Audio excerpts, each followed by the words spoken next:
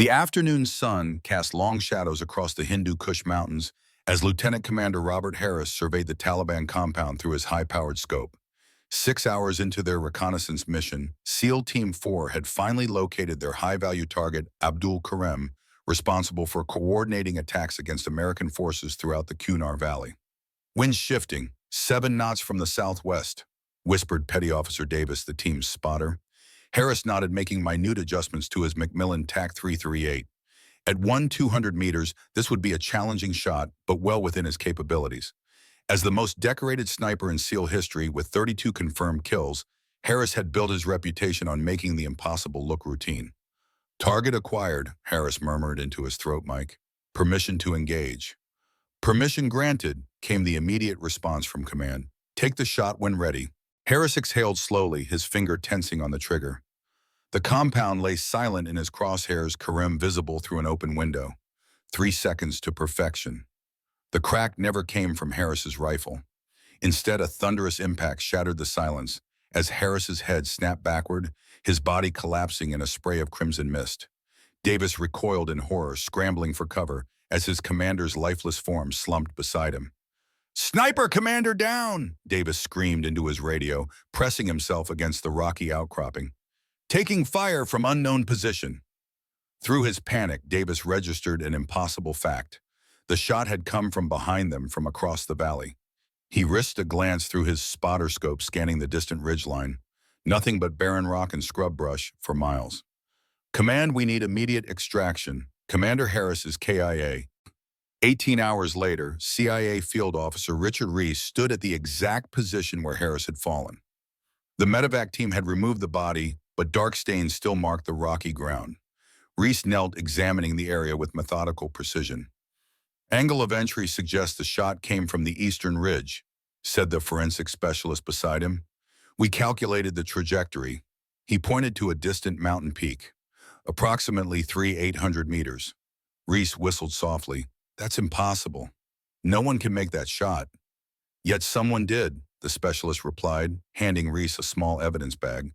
"We found this nearby." Inside was a single spent cartridge casing, 338 Lapua Magnum. Hand-etched into the brass were 2 simple words: "For Michael." Reese's expression darkened.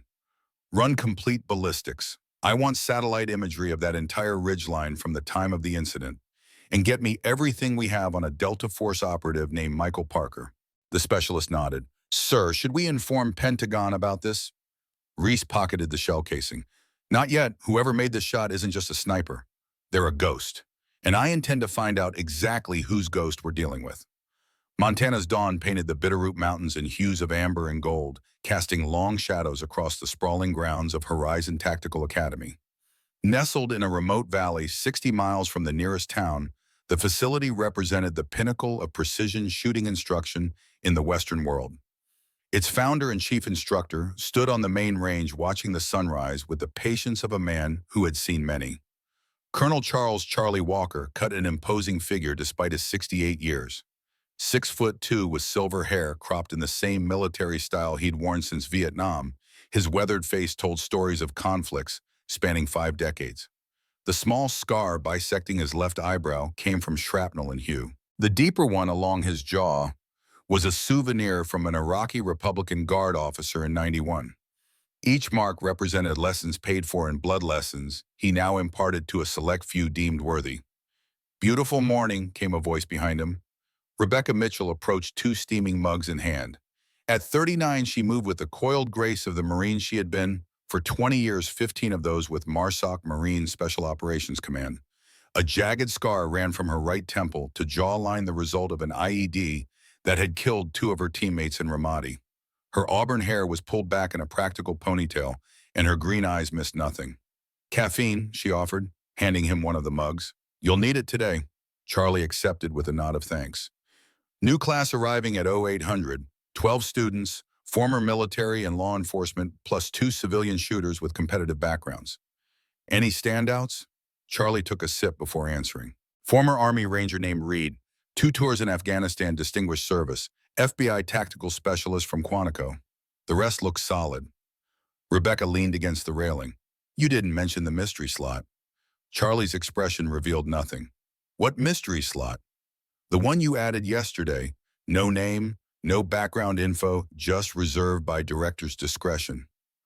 Rebecca studied his face. Not like you to break protocol, Charlie. The old soldier stared into the distance. Some protocols need breaking when the situation demands it. And what situation demands it now? Charlie turned to face her fully. I got a call from an old friend yesterday, someone I served with a lifetime ago. Must be quite a friend to make you bend your precious rules. Director of Central Intelligence tends to carry that kind of weight. Rebecca's eyebrows shot up. Williams called you personally. What the hell for? Charlie's weathered face betrayed a rare uncertainty. He's sending someone here. Someone unconventional. CIA operative. Not exactly. Charlie handed her his tablet. See for yourself. Rebecca scanned the file, her expression shifting from curiosity to disbelief. This has to be a joke. Abigail Parker's 17 years old. She looked up. We don't train teenagers, Charlie. We're not running a summer camp. Read the rest. Rebecca continued reading, her eyes widening. Daughter of Senator William Parker, Chairman of Senate Armed Services Committee. She paused. Wait, Parker as in Michael Parker's sister, Charlie confirmed. The best sniper to come through Delta Force in 30 years. Michael Parker died in 2003, helicopter crash in Afghanistan. Charlie's jaw tightened. That's the official story. Understanding dawned on Rebecca's face. You knew him. I trained him, like his father before him. Rebecca handed the tablet back, processing this revelation. What does Williams want with the girl? Protection officially, unofficially? Charlie trailed off, watching as the rising sun illuminated the 1,000-meter range. I think he wants answers about Michael's death as much as the girl does. And you agreed to this. Why? Charlie finished his coffee, his blue eyes revealing depths of experience few men carried. Because 30 years ago in Belgrade, William Parker saved my life when the mission went sideways. I owe him, and because Michael was the finest shooter I ever trained. Rebecca folded her arms. Until you met his 17-year-old sister. Charlie's expression remained impassive. We'll see. The sound of a vehicle approaching drew their attention. Frank Wilson, the Academy's administrative director, pulled up in a utility vehicle, his expression tense. Charlie, we've got a situation, he called out, climbing from the driver's seat. Just got word from our security at the main gate. Mason Carter is back in Montana. Charlie's posture stiffened. When established a training facility about 20 miles east, calling it Black Eagle Tactical, running paramilitary courses for civilians. Mason Carter, Rebecca repeated. Why do I know that name? Former SEAL Team 6. Charlie answered, his voice carrying a rare edge of contempt. Dishonorable discharge in 2018 after an incident in Afghanistan. I sat on the review board that recommended his expulsion. Rebecca connected the dots. Afghanistan, around the same time Michael Parker was stationed there. Charlie nodded once. The very same unit. The implications hung in the air between them. Frank cleared his throat awkwardly. There's more. Carter's been recruiting former special operations personnel, running tactical drills that go well beyond civilian self-defense. Charlie stared into the distance, the gears of his tactical mind turning. Increased security patrols around the perimeter. Background checks on all local personnel. And get me everything you can on Black Eagle Tactical. Already on it, Frank assured him. Charlie turned to Rebecca. I want you to lead the new class's orientation. I need to make some calls. As Rebecca nodded and walked away, Charlie remained motionless, watching the Montana wilderness with the vigilance of a man who had survived countless battlefield operations. The coincidences were stacking up too neatly. Mason Carter establishing a base of operations near a horizon just as Michael Parker's sister was due to arrive. The director of Central Intelligence personally intervening. Something was coming, something with roots in the blood-soaked valleys of Afghanistan and tendrils reaching all the way to Washington. Charlie had survived too many conflicts not to recognize the gathering storm. The secure line in Charlie's office rang precisely at noon. He activated the encrypted connection with practiced efficiency. Walker secure. Parker secure.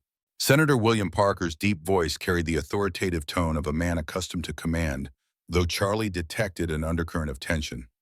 Thank you for taking my call, Colonel. It's been a long time, Senator. Belgrade seems like another lifetime. For some of us, perhaps. Others live with it daily. A heavy pause. You received Director Williams's file on Abigail Bemba. I did. You're asking a lot, Bill. I wouldn't if there were any other option. The senator's voice softened slightly. After Michael's death, she changed. Withdrew from school, spent months in isolation. Then suddenly, 6 months ago, she emerged with a singular focus, becoming an expert marksman. Charlie leaned back in his chair. Grief takes many forms. This isn't grief, Charlie. This is obsession. She convinced her private shooting instructor to recommend her for advanced tactical training. When that wasn't enough, she started entering civilian competitions, breaking records in her age category, following her brother's footsteps. No, Parker countered firmly. Michael was good, exceptionally good, but what Abby's doing, it's different. The instructor said he'd never seen anything like it, called it uncanny. Charlie's interest deepened. Why send her here? There are plenty of civilian shooting schools that would take a senator's daughter. A long silence stretched across the secure line before Parker answered. Because 3 months ago, I received an anonymous package. Inside was a classified after-action report from Afghanistan. Details about Michael's final mission, details that contradicted the official story. Charlie sat forward. Go on. The report indicated Michael wasn't on that helicopter by chance. He was deliberately assigned to it after filing a formal complaint about missing weapons from his unit's armory. Missing weapons, high-end sniper rifles, Barrett M82's CHATAC interventions, equipment worth millions. Parker's voice tightened. The complaint named Mason Carter as the suspected source. Charlie's jaw clenched. Abby knows this. That's just it, I never told her. But somehow she found out. I discovered she'd been corresponding with some of Michael's former teammates, accessing his personal effects, including encrypted drives I didn't even know existed. She's looking for answers about her brother's death, Charlie concluded. Or revenge, Parker corrected. Which is why I need your help, Charlie. At Horizon, she'll be safe contained and under the supervision of someone I trust implicitly, someone who understands what it means to lose a brother in arms. The weight of the request hung between them, laden with decades of shared history and unspoken obligations. There's something else you should know, Parker added, his voice dropping lower. 2 weeks ago, my office received a threat assessment from FBI counterterrorism. They've identified a domestic extremist network called Restoration. Former military and intelligence operators planning some kind of action against government targets. What kind of action? Unknown, but one of their suspected leaders operates a training facility in Montana. Mason Carter, Charlie concluded, the pieces falling into place. Keep her safe, Charlie. Whatever she's involved in, whatever she knows, it goes deeper than a sister's grief. After the call ended, Charlie sat motionless, absorbing the implications. William Parker had been more than just a fellow operative in Belgrade. During that cold winter in 1986, when Soviet counterintelligence had compromised their extraction, Parker had carried Charlie 12 miles through Serbian wilderness with a bullet in his thigh. Some debts transcended time. A knock at the door interrupted his thoughts. Frank entered carrying a tablet. You asked for information on the Parker girl, Frank said, handing him the device. This is everything we could find on short notice. Charlie scanned the file. Top of her class, academically fluent in 3 languages, black belt in Krav Maga by age 15. Psychological profile indicated exceptional focus, analytical thinking, and concerning for someone so young, emotional detachment. What about shooting records? Charlie asked. Frank hesitated. That's where it gets strange. Until 6 months ago, nothing.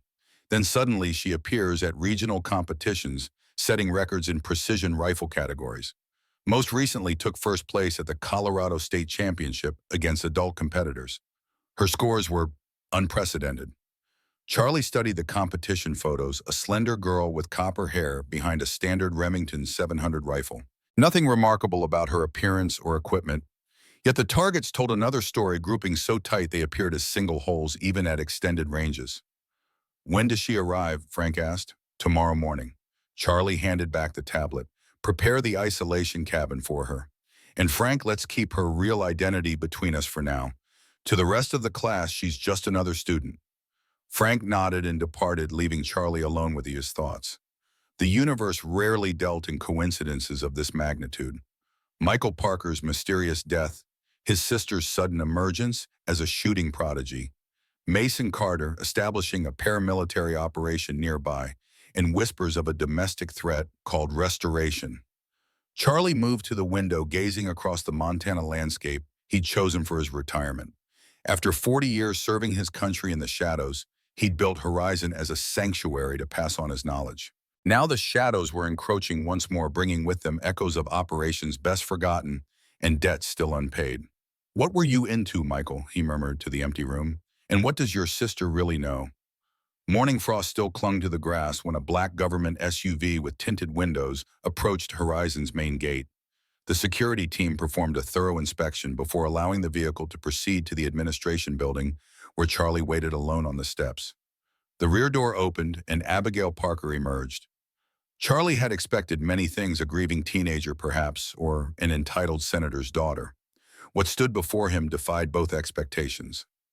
At 17, Abby Parker carried herself with the poised vigilance of a veteran operator. 5'7", slender but athletic, with copper-brown hair pulled back in a practical braid. She wore simple hiking boots, cargo pants, and a navy windbreaker civilian clothes that nonetheless suggested tactical functionality.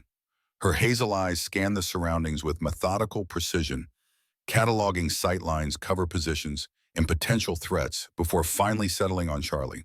More telling was what she carried: a standard duffel bag and a hard-shell rifle case.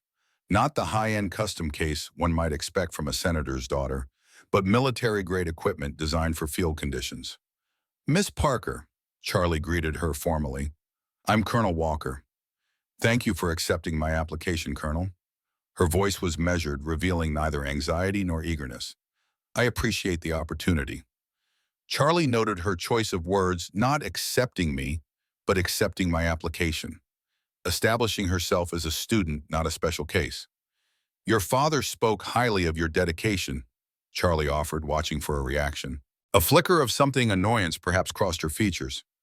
"My father shouldn't have mentioned that. I prefer to be evaluated on what I demonstrate here, not on hearsay or connections." Interesting, Charlie thought. Not the response of someone leveraging family influence. "Fair enough," he acknowledged with a slight nod. "Your quarters are prepared. The rest of the class arrived yesterday, so you'll need to catch up quickly. Orientation begins at 0900 in the main hall." Abby adjusted her grip on the rifle case. "I'll be ready, sir." As they walked toward the residential cabins, Charlie observed her movements, the way she maintained space for maneuverability, how her eyes continuously scanned their surroundings, the balanced distribution of weight as she carried her equipment.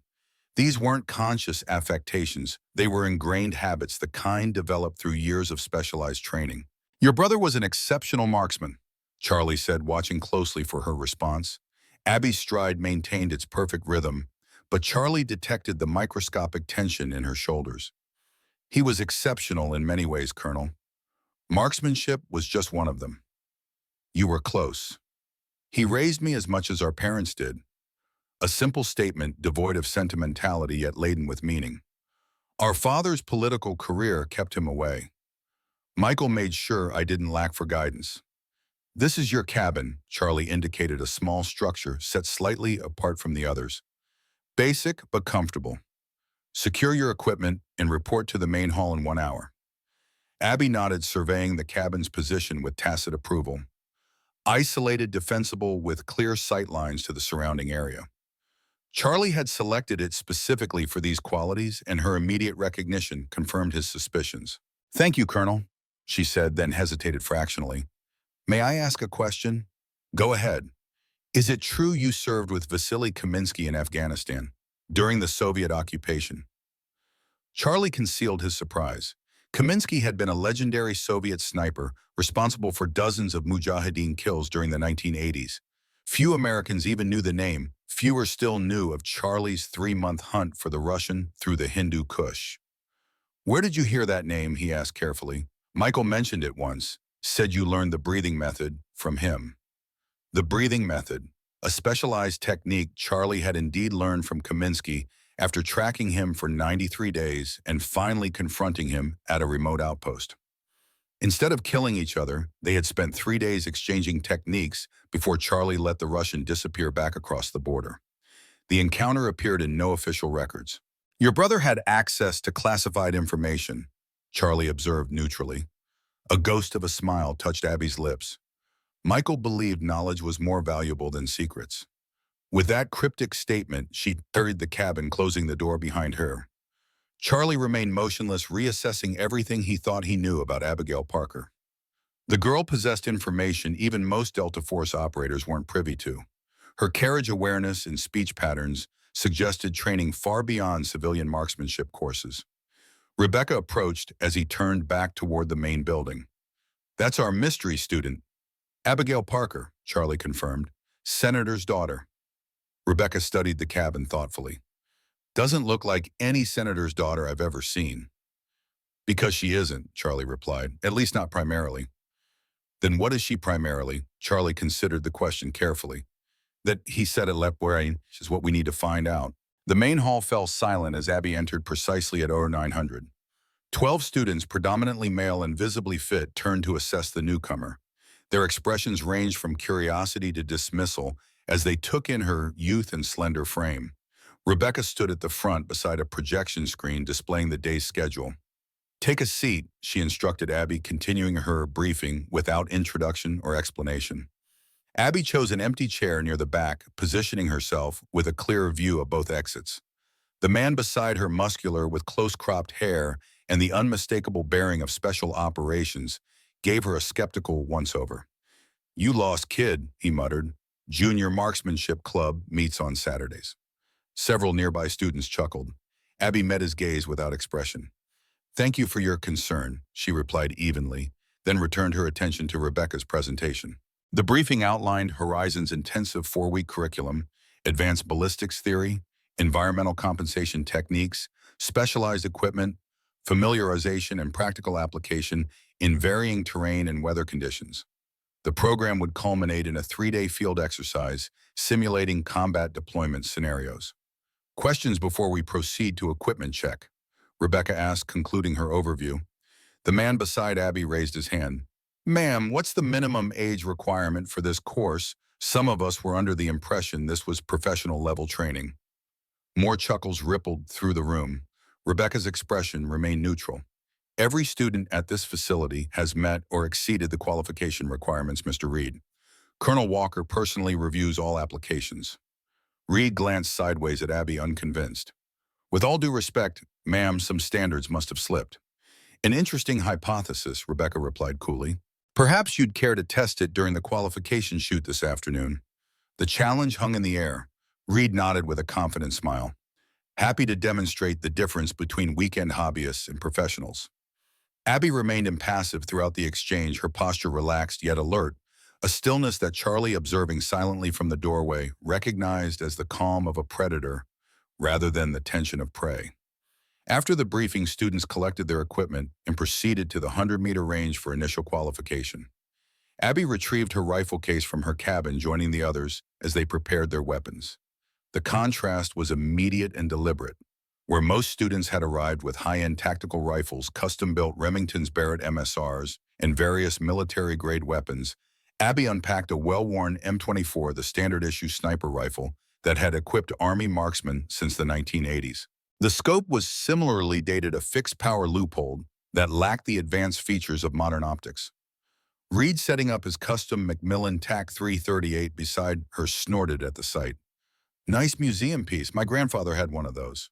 Abby checked the rifle's action with methodical precision. It's reliable. It's obsolete, Reed countered. Modern engagements require modern equipment. Perhaps, Abby acknowledged, continuing her preparations without elaboration. Rebecca approached, clipboard in hand. Standard qualification course, 5 rounds prone position, 100 meters. Basic familiarization before we move to more challenging distances tomorrow. One by one, the students took their positions. Most shot respectable groups, clustering their 5 shots within a 3-inch diameter on the targets. Reed's performance stood out, 5 shots in a tight 1-inch group, earning nods of approval from the instructors. When Abby's turn came, the range fell silent. She took her position, smoothly settling behind the rifle with practiced ease. Charlie, watching through binoculars from the observation platform, noticed something immediately. Her breathing pattern deviated from standard marksmanship training, following a rhythm he hadn't seen in decades, not since a snow-covered outpost in the Hindu Kush. Her first shot missed the target completely. A few snickers rippled through the group. Abby didn't react, simply chambered her next round. The second shot clipped the edge of the target. The third was better, hitting the outer ring. The fourth and fifth clustered near the center, but still nothing impressive. Guess talent doesn't run in the family, Reed commented, loud enough for everyone to hear, as Abby packed up her rifle without comment. Rebecca recorded the scores without reaction, but her gaze lingered thoughtfully on Abby as the girl moved away from the firing line. Something wasn't adding up. The girl's setup had been flawless, position, grip, sight, picture, yet her results were mediocre at best. Later that evening, Charlie reviewed the day's performance metrics in his office when Rebecca knocked on his door. "Something's off with the Parker girl," she said without preamble, "besides the fact that she can barely qualify at 100 meters. Rebecca shook her head. "That's just it. Her fundamentals are solid stance, grip, breathing, but her results don't match. It's like she's holding back," Charlie finished. "I saw it too. The question is why?" Charlie leaned back in his chair, considering. "Keep an eye on her. There's more to her story than we're being told." After midnight, unable to sleep, Charlie walked the academy grounds. As he passed the library, a converted barn housing tactical manuals, ballistic tables, and military histories, he noticed a light still on. Through the window, he saw Abby alone at a table surrounded by books on external ballistics meteorology and advanced marksmanship theory. She wasn't just reading. She was taking detailed notes, calculating formulas, cross-referencing tables. These weren't the actions of a beginner. They weren't even the actions of an enthusiast. This was the methodical study of someone preparing for something specific.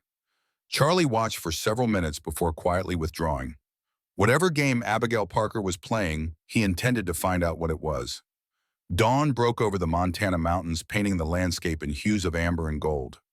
Rebecca found Abby already at the 300-meter range, her rifle assembled but not loaded, simply going through the motions of target acquisition and dry firing. "You're up early," Rebecca remarked, setting down her coffee. Abby nodded without breaking her routine. "Old habit. Your brother teach you that starting before everyone else." Abby's movements paused momentarily before resuming. "Michael believed preparation separated the living from the dead." He was right. Rebecca settled beside her, studying the younger woman with professional interest. "I served with him. 2 deployments to Afghanistan." This got Abby's attention. She lowered her rifle, examining Rebecca with new intensity. "You never mentioned that. You never asked." Rebecca took a sip of coffee. "He was one of the best I ever saw. Natural talent combined with relentless discipline." "That sounds like him." A ghost of a smile touched Abby's lips, the first genuine emotion Rebecca had seen from her. "Your performance yesterday doesn't reflect the training I'd expect Michael to have given you," Rebecca said bluntly. Abby's expression closed off immediately. "I have a lot to learn." "Cut the act, Abby. I watched you dry fire just now. Your form is impeccable. So why the deliberate misses yesterday?" Abby remained silent, weighing her response. "Did your father ask Colonel Walker to accept you here?" Rebecca pressed. "He made a compelling case," Abby admitted, "but that's not why Walker agreed." "Then why?" "Because he owed Michael that much." Abby met her gaze steadily. "Now I'm wondering if I made a mistake." Rebecca sensed they were approaching a critical juncture. "I'm not here to play games, Miss Parker." "Then why are you here, and why pretend to be less skilled than you are?" After a long moment, Abby reached into her pocket and removed a small metal object, handing it to Rebecca. It was a rifle cartridge, casing 338 Lapua Magnum. Rebecca turned it over and froze when she saw the engraving, "For Michael." "Where did you get this?" Rebecca asked, her voice suddenly tense. "It doesn't matter." Abby took the casing back, tucking it away carefully. "What matters is that I'm here to learn. Really learn, not just go through the motions." "Does Walker know about this?" Abby shook her head. "And I'd prefer to keep it that way for now." Rebecca studied the young woman, reassessing everything she thought she knew. "The other students will be here soon. I suggest you continue your performance, but when you're ready to tell me the whole story, I'll be listening." As the day progressed, the class moved to more challenging scenarios. Charlie divided them into pairs for the 600-meter range, with Rebecca strategically assigning herself as Abby's partner. Spotter and shooter rotation, Charlie instructed. One magazine each, then switch roles, focus on wind calls and elevation adjustments. When it was Abby's turn to shoot, Rebecca noticed something peculiar. While her shots were deliberately inconsistent, some high, some low, they formed a pattern. Not random misses, but precise deviations that would be imperceptible to casual observation. She was shooting exactly where she intended, creating the illusion of an inexperienced marksman while demonstrating extraordinary control. Wind shifting right to left approximately 8 miles per hour. Rebecca called out, testing a theory. Abby adjusted minutely, not enough for the actual wind shift, but precisely enough to account for half of it, ensuring her next shot would miss by a predictable margin. "You're overthinking it," Rebecca said loudly, for the benefit of anyone listening, then whispered, "I don't know what you're playing at, but you're not fooling me." Abby's eyes never left the scope. "Good," she whispered back. "I need someone who sees clearly." That afternoon, while the class was engaged in a tactical movement exercise, Charlie called Rebecca to his office. He slid a file across the desk to her. "What am I looking at?" she asked, opening it. "Everything we have on Michael Parker. Service record commendations, the official report on his death." Rebecca scanned the documents. "According to this, he died in a helicopter crash during a routine transport mission in 2023. That's fanatized. Very. Michael was Delta's top sniper. Men like that don't die on routine transport missions." Charlie leaned back in his chair. "What's your read on his sister?" "She's hiding something," Rebecca admitted. "But I don't think her intentions are malicious. She's protecting something. Or someone." Charlie nodded slowly. "Keep digging. I want to know what we've invited into our academy." Late that evening, as students gathered in the mess hall, the academy's security system flagged an approaching vehicle. Frank Wilson's voice came over Charlie's radio. "Charlie, we've got visitors, unscheduled. 4 men in a modified pickup armed." Charlie moved to the security monitor, studying the approaching truck. "Alert status. No one leaves the building. Rebecca with me." As they headed toward the main gate, Rebecca asked, expecting trouble. "Always," Charlie replied grimly. "But I recognize that truck. Local trouble. A group calling themselves the Black Eagle Squad." The truck stopped at the gate where 2 security guards blocked entry. 4 men stepped out, all muscular, wearing tactical pants and tight t-shirts that showcased their physiques and tattoos. Their leader, a man in his early 40s with a shaved head and a thick beard, approached as Charlie and Rebecca arrived. "Mason Carter." Charlie acknowledged coldly. "You're trespassing on private property." "Just paying a neighborly visit, Walker." Carter smiled without warmth. "Heard you've got a new class of shooters. Thought I'd extend an invitation to our own facility down the road." "Your facility is a glorified firing range for wannabes playing soldier," Charlie replied. "My students have no interest." Carter's smile tightened. "Still the same arrogant bastard, I see. Some things never change." His gaze shifted to Rebecca. "And who's this new blood to replace the old?" "Rebecca Mitchell," she answered coolly. "Marsoc retired." Something flickered in Carter's eyes at the mention of Marsoc. "Mitchell, why does that name sound familiar?" "Maybe because she held the American long-distance shooting record for 5 years." Charlie interjected. "Now state your business or leave." Carter's attention remained fixed on Rebecca. "You served in Afghanistan 2016 to 2023. Rebecca's expression revealed nothing. "My service record isn't your concern. Just making conversation." Carter returned his focus to Charlie. "We'll go, but a word of advice. The kind of training you're providing here isn't welcome in this community. These mountains have ears, old man, and some of us don't appreciate the secrets you're keeping." As Carter and his men returned to their truck, Rebecca turned to Charlie. "Who the hell was that?" "Mason Carter, former Navy SEAL Team 6, dishonorably discharged in 2018. He runs a paramilitary training camp about 20 miles from here. Calls it Patriot training, but it's mostly weekend warriors playing with guns. He seemed to have a personal interest in you." Charlie's expression darkened. "We have history. I was on the review board that recommended his discharge after an incident in Afghanistan. He's never forgiven me for that. And his interest in my MARSOC service. That," Charlie said grimly, "is what worries me. Let's get back inside." Unknown to them, Abby had witnessed the entire exchange from a window in the mess hall. Her expression remained unreadable, but her knuckles had turned white as she gripped the windowsill. That night after lights out, Rebecca noticed Abby slipping out of the dormitory. Following at a distance, she tracked the girl to the far edge of the property, a secluded area overlooking a deep ravine, well beyond the designated training zones. Abby carried her rifle case in a small backpack. Setting up a shooting position with practiced efficiency, she assembled her weapon but not the M24 she'd used in class. This was a custom CHATAC M300 intervention, a weapon worth more than most cars. Rebecca watched silently as Abby went through an elaborate preparation ritual, checking wind with a pocket weather meter, making meticulous notes in a small book, adjusting her scope with tiny precise movements. For nearly an hour, Abby simply observed through her scope, occasionally making calculations. Finally, she loaded a single round, took a series of measured breaths, and fired. The shot echoed across the valley. Through her own binoculars, Rebecca could barely make out a small target placed on the opposite ridge, at least 2,000 meters away. She couldn't tell if Abby had hit it. Abby didn't fire again. She simply packed up her equipment with the same methodical care and began heading back toward the dormitory. Rebecca intercepted her at the tree line. "Nice rifle," she said, stepping out from the shadows. Abby didn't seem surprised. "I wondered if you'd follow me."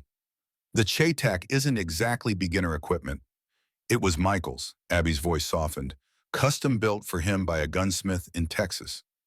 "That explains the rifle. It doesn't explain why you're sneaking around at night taking 2,000-meter shots while pretending you can barely hit a target at 300 during the day." Abby sighed, her composure finally cracking. "It's complicated." "Then uncomplicate it, or I wake Walker and you're on the first plane back to Washington tomorrow." After a long moment, Abby gestured to a fallen log. "You might want to sit down." For the next hour, Abby talked about growing up as the daughter of a powerful senator, about idolizing her older brother Michael, who joined the military against their father's wishes, about the special bond they shared, despite the 15-year age gap. "Michael taught me to shoot when I was 12, she explained. "Said everyone should know how to defend themselves. But it became more than that. I had a natural aptitude that surprised even him." "That still doesn't explain what you're doing here," Rebecca pressed. Abby hesitated. 2 years ago, Michael was killed in Afghanistan. The official story was a helicopter crash, but my father, he received different information. Information he thought he was protecting me from." "What kind of information?" "That Michael was betrayed by someone in his own unit, someone who sold information to the enemy." Abby's voice remained steady, but her eyes reflected profound pain. 6 months ago, I found a letter Michael had sent me before he died. It arrived late, lost in military mail. He mentioned being concerned about someone in his chain of command, someone named Mason." Rebecca felt a chill. "Mason Carter." Abby nodded. "When I heard that name tonight, I knew I was in the right place." "Abby, if what you're suggesting is true, this is a matter for military investigation, not a 17-year-old girl." "My father tried that route. The investigation was shut down, insufficient evidence." Abby's expression hardened. "I'm not here for revenge, Ms. Mitchell. I'm here for truth, and I need to be good enough at the best to find it. And the charade pretending to be a novice. If Carter is who I think he is, the last thing I want is for him to know Michael Parker's sister is here, especially if she happens to be an exceptional shot." Rebecca considered this. "Walker needs to know." "Not yet," Abby pleaded. "Give me time to gather more information. If I'm wrong about Carter, no harm done." "This isn't a game, Abby. These are dangerous men." "I know exactly how dangerous they are," Abby replied, a steel edge entering her voice. "They got my brother killed. I won't let them hurt anyone else." Rebecca studied the young woman before her, seeing both the determined child and the focused operator she was becoming. "3 days," she finally said. "You have 3 days to bring me something concrete.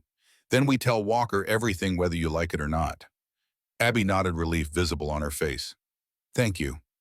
As they walked back toward the dormitory in silence, Rebecca couldn't shake a disturbing thought. The impossible shot in Afghanistan, 800 meters with for Michael, etched on the casing. And here was Michael Parker's sister with extraordinary shooting skills and a personal vendetta. It couldn't be coincidence, but it also couldn't be possible. Could it? Charlie Walker rose before dawn, a habit forged through decades of military service. The crisp Montana air carried the scent of pine and distant snow as he made his way to the private range nestled in a secluded corner of the Horizon property. This was his sanctuary, a specialized facility he had designed for testing the absolute limits of precision marksmanship. Only a handful of people had ever used this range. Today, that exclusive list would grow by one. At precisely Yo 500, Abby emerged from the tree line moving with the silent efficiency of someone trained to leave no trace. She carried only her small backpack, having received instructions to bring no weapons. Charlie observed her approach without revealing his position, an old habit from his operational days. Her situational awareness impressed him. Though he remained perfectly still, her eyes found him instantly. "Good morning, Colonel," she said quietly, showing no surprise at his concealed position. Charlie stepped into view. "I wondered if you'd find me. You weren't trying very hard to hide." A flicker of amusement crossed his weathered features. "Perhaps not, but most students would have walked right past."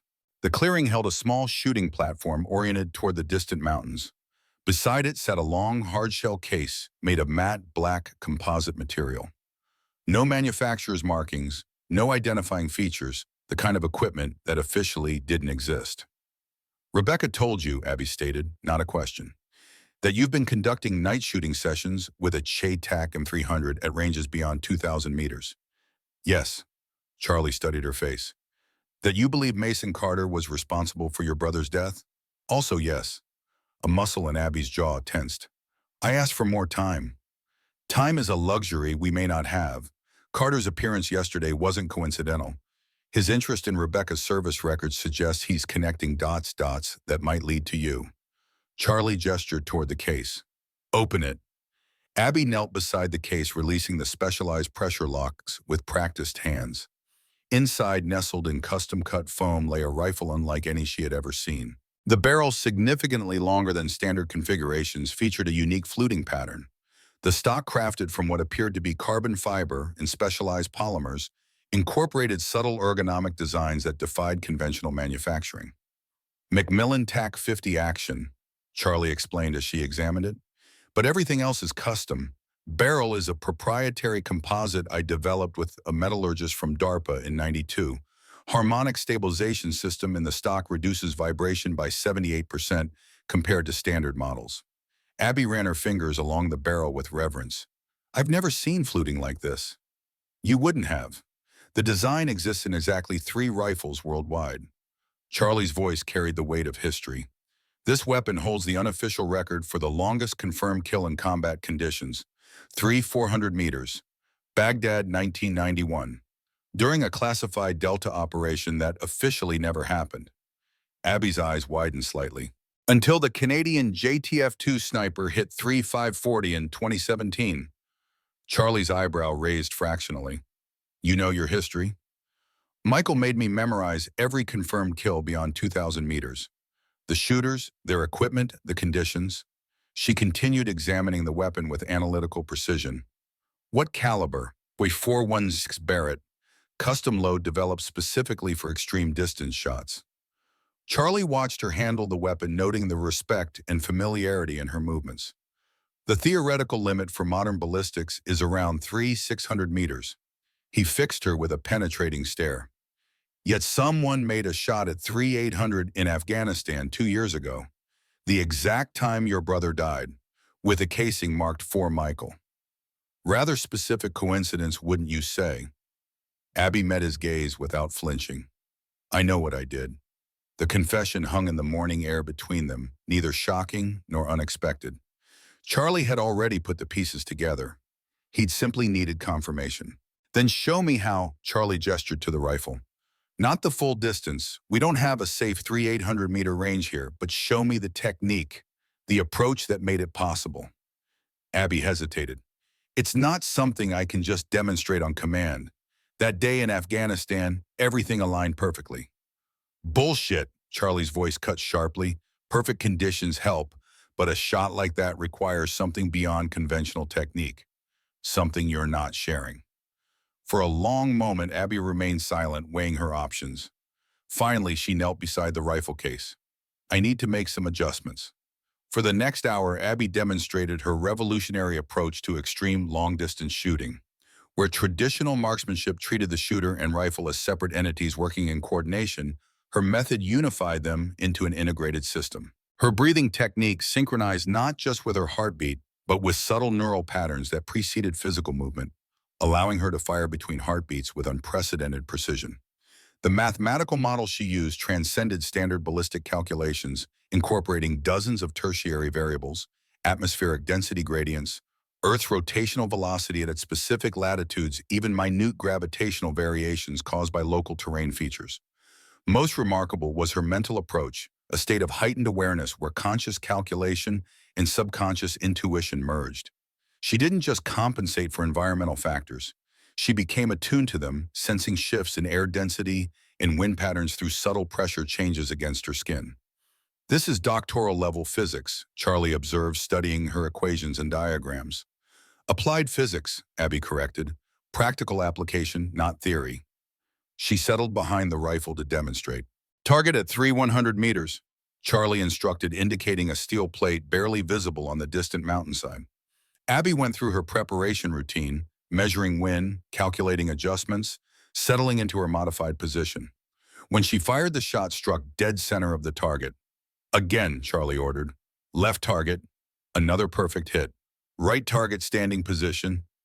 Abby transitioned smoothly to her feet, adapted her stance, and fired. Perfect hit.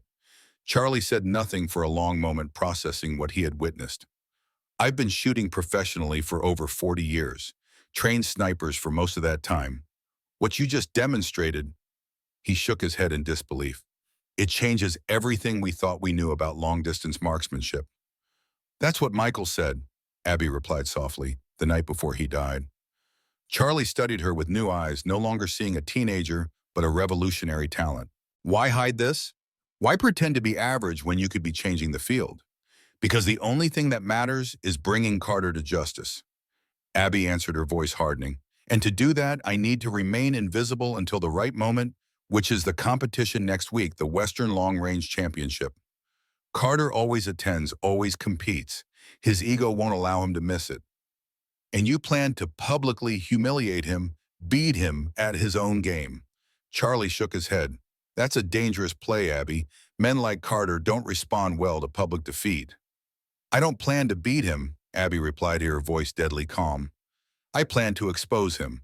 I've spent 2 years gathering evidence, financial records linking him to weapons sales communications with known extremists, planning documents for what he calls the restoration. But proving he killed Michael, that's the missing piece. I need him to confess, preferably in public. And you think humiliating him at a shooting competition will accomplish that? No, but it will get me close enough to implement the next phase. Abby began disassembling the rifle. Now that you know what I can do, will you help me? Charlie considered the question carefully. What you're proposing walks a dangerous line between justice and vigilantism. What would you have done, Abby asked quietly, if someone had murdered your best friend and gotten away with it? The question hung in the air between them. Charlie's eyes grew, distant memories from decades past surfacing in his expression. Nicaragua, 1988, he finally said. My spotter, Jim Hawkins, shot by a corrupt CIA asset who claimed it was rebel fire. His voice hardened. I spent 3 years tracking evidence, building a case no one could ignore. Did you get justice? Charlie's expression remained unreadable. The man responsible had an unfortunate accident while cleaning his weapon. The official investigation ruled it suicide. Their eyes met in silent understanding. I'll help you expose Carter, Charlie said at last. But we do it my way, methodical, calculated by the book, until we have no other choice. And Rebecca is brought in completely. No more secrets. Abby nodded. Agreed. As they gathered their equipment, Charlie paused. There's one more thing I need to know. That shot in Afghanistan, was it luck or skill? Abby considered the question. Michael used to say that at extreme distances, luck and skill become the same thing. You create the conditions for luck to occur through perfect preparation. That's not an answer. Yes, it is, Abby replied. You just haven't been listening in the right way. The morning sun cast long shadows across Horizon's main building as Charlie led Abby into a secure room adjacent to his office. The space designed for classified briefings featured electromagnetic shielding and advanced surveillance countermeasures. Charlie activated the security protocols, sealing the room from both physical and electronic intrusion. What I'm about to share existed only in whispered rumors within the intelligence community. Charlie began retrieving an aged manila folder from a concealed wall safe. Even most Delta operators weren't privy to its existence. He placed the folder on the table between them. The cover bore a single word, long shot. In 1987, at the height of the Cold War, the Pentagon launched a classified program to develop unprecedented long-distance elimination capabilities, not just equipment, human assets capable of operating beyond conventional limitations. Charlie opened the folder, revealing faded photographs and typewritten reports. The Soviets had achieved remarkable results with their specialized sniper program. Men like Vasily Kaminsky weren't just trained, they were transformed through experimental methods, combining physical conditioning, psychological reprogramming, and specialized breathing techniques derived from ancient traditions. Abby studied the documents with growing fascination. The United States needed a countermeasure. Exactly. Project Longshot recruited 12 candidates from existing special operations units. The selection criteria weren't just marksmanship skills, but specific neurological and physiological markers and rare genetic traits that enhance visual processing, fine motor control, and environmental sensitivity. Charlie pulled out a group photograph showing 12 men in nondescript military attire. Initial training occurred at a black site in Nevada. 9 candidates washed out within the first month. 2 more suffered psychological breaks during advanced conditioning. Only 1 completed the full program. He tapped a figure on the right edge of the photograph, a tall man with piercing eyes and an intensity that transcended the faded image. William Parker. My father. Abby's surprise was genuine. He never mentioned any specialized training. He wouldn't have. The program was compartmentalized at the highest level. Parker was deployed on 7 classified operations between 1980 and 1992, achieving confirmed eliminations at ranges previously considered impossible. His techniques formed the foundation for Delta's advanced marksmanship doctrine. Charlie paused, watching Abby process this revelation. After the Soviet Union collapsed, the program was officially terminated. The risks were deemed too great. What risks? Psychological instability, physiological side effects, and questions about control. Assets with Parker's capabilities represented potential security concerns if they ever went rogue. Charlie closed the folder. But unofficially, elements of the program continued under different designations. Understanding dawned on Abby's face. Michael, Charlie nodded. Your brother showed the same genetic markers as your father. When he joined Delta, certain individuals recognized his potential. He received specialized training outside normal channels. And he trained me, Abby said quietly, from the time I was 12. Always in private, always with the same instruction, tell no one what I'm teaching you. Did he ever mention why? Abby hesitated before answering. He said our family had a gift, a rare genetic variation that affected how our brains processed spatial relationships and environmental data.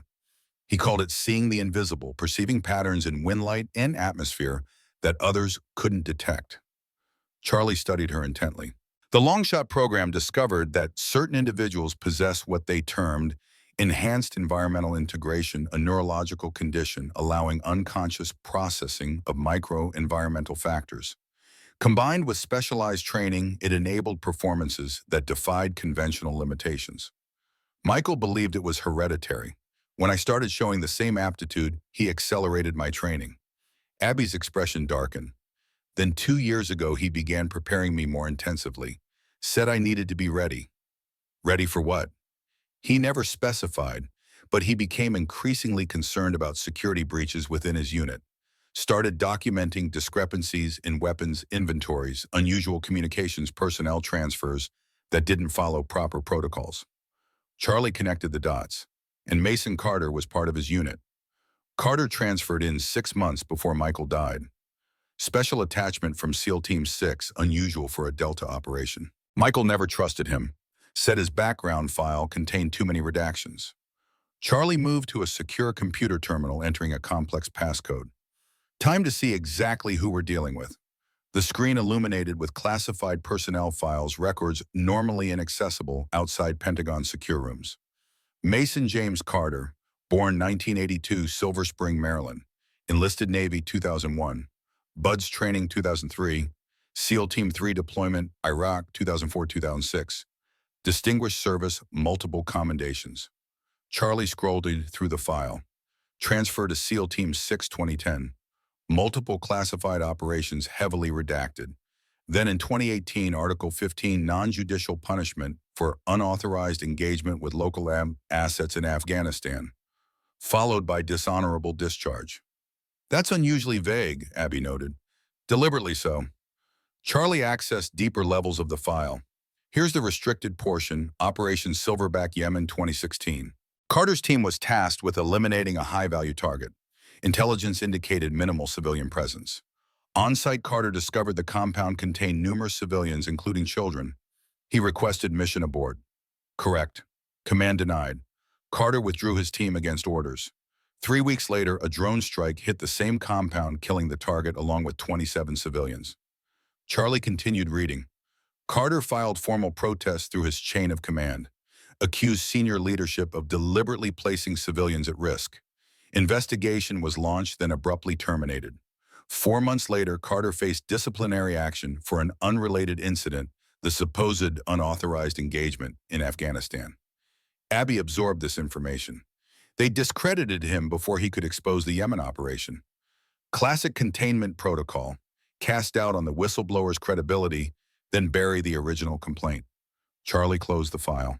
After his discharge, Carter dropped off official radar until 21, when he established Black Eagle Tactical in Montana. Just before Michael died, Abby observed, your brother may have recognized Carter from his file reviews. If Carter was involved in weapons trafficking, Michael would have represented a significant threat, someone with both the knowledge and authority to expose the operation. Charlie turned to face her directly. But there's something more going on here. Carter's background doesn't suggest a common criminal. He was highly decorated, principled enough to disobey orders he considered immoral. Whatever he's involved in now, he believes in it. Does that make him less dangerous? No, Charlie replied grimly. It makes him more dangerous.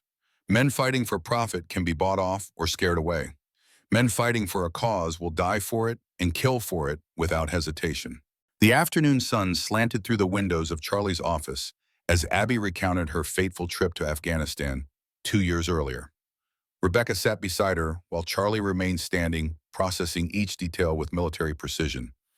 It was supposed to be educational, Abby explained. The Defense Department runs a program for exceptional students, future leaders in national security. Officially, I was touring military installations as part of a STEM education initiative. In reality, it was a CIA talent identification program. Recruiting high school students, Rebecca asked skeptically. Not recruiting, evaluating. Finding potential assets early, tracking their development. Michael arranged for me to be included, though I was younger than most participants. Charlie nodded. The intelligence community has run similar programs for decades. Identifies promising candidates before they're approached by foreign services. The tour included Bagram Air Base. While the other students attended briefings on military technology, Michael arranged for me to visit a forward observation post in the Kunar Valley. Said it would be a chance to test my skills in actual field conditions. Abby's voice remained steady, but her eyes reflected the weight of memory. We spent hours at that post. He taught me things I'd never even read about: how to account for humidity gradients at different elevations, how to read mirage patterns unique to mountain terrain. Her hands moved instinctively, mimicking the adjustments she had made. He said I was a natural, better than most of the snipers he'd trained. What happened next? Rebecca prompted gently. Michael received an encrypted communication. Emergency mission. He told me to stay at the observation post until he returned, said it was completely secure and regularly monitored.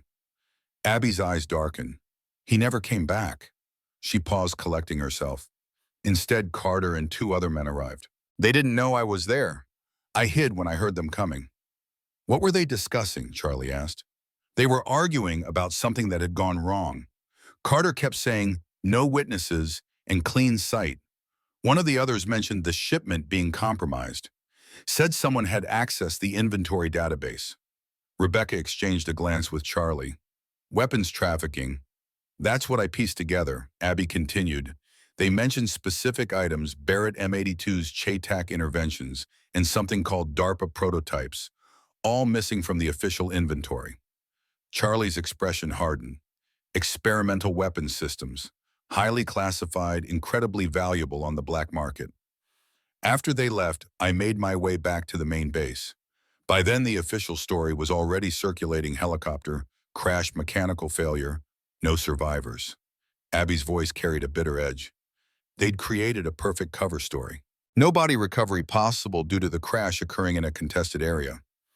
Did you tell anyone what you'd overheard? Rebecca asked. I tried. There was a civilian contractor who'd helped arrange my visit, a former Delta operator who worked with Michael. He promised to report it through proper channels. Abby's expression turned grim. 2 weeks later, he died in a car accident. The implications hung heavily in the room. That's when I decided to handle it myself, Abby concluded. By becoming a world-class sniper, Rebecca observed. By becoming better than Michael, Abby corrected. Good enough that when the time came, I could expose Carter and his operation with irrefutable evidence, evidence gathered from distances he'd never suspect surveillance could occur. Charlie paced the room, processing her account. The pieces fit, but something's still missing. Carter's background doesn't suggest a simple arms dealer. The dishonorable discharge, the principled stand in Yemen, it contradicts the profile of someone selling weapons for profit. Unless it's not about profit, Rebecca suggested. You mentioned the restoration earlier. What exactly is that? Abby reached into her backpack, removing a specialized tablet with military-grade encryption. I've been gathering intelligence for 18 months. Hacking wasn't my strength, but Michael taught me enough. She displayed a complex network diagram. The restoration isn't just Carter. It's a movement, former military and intelligence personnel, who believe the government has been compromised.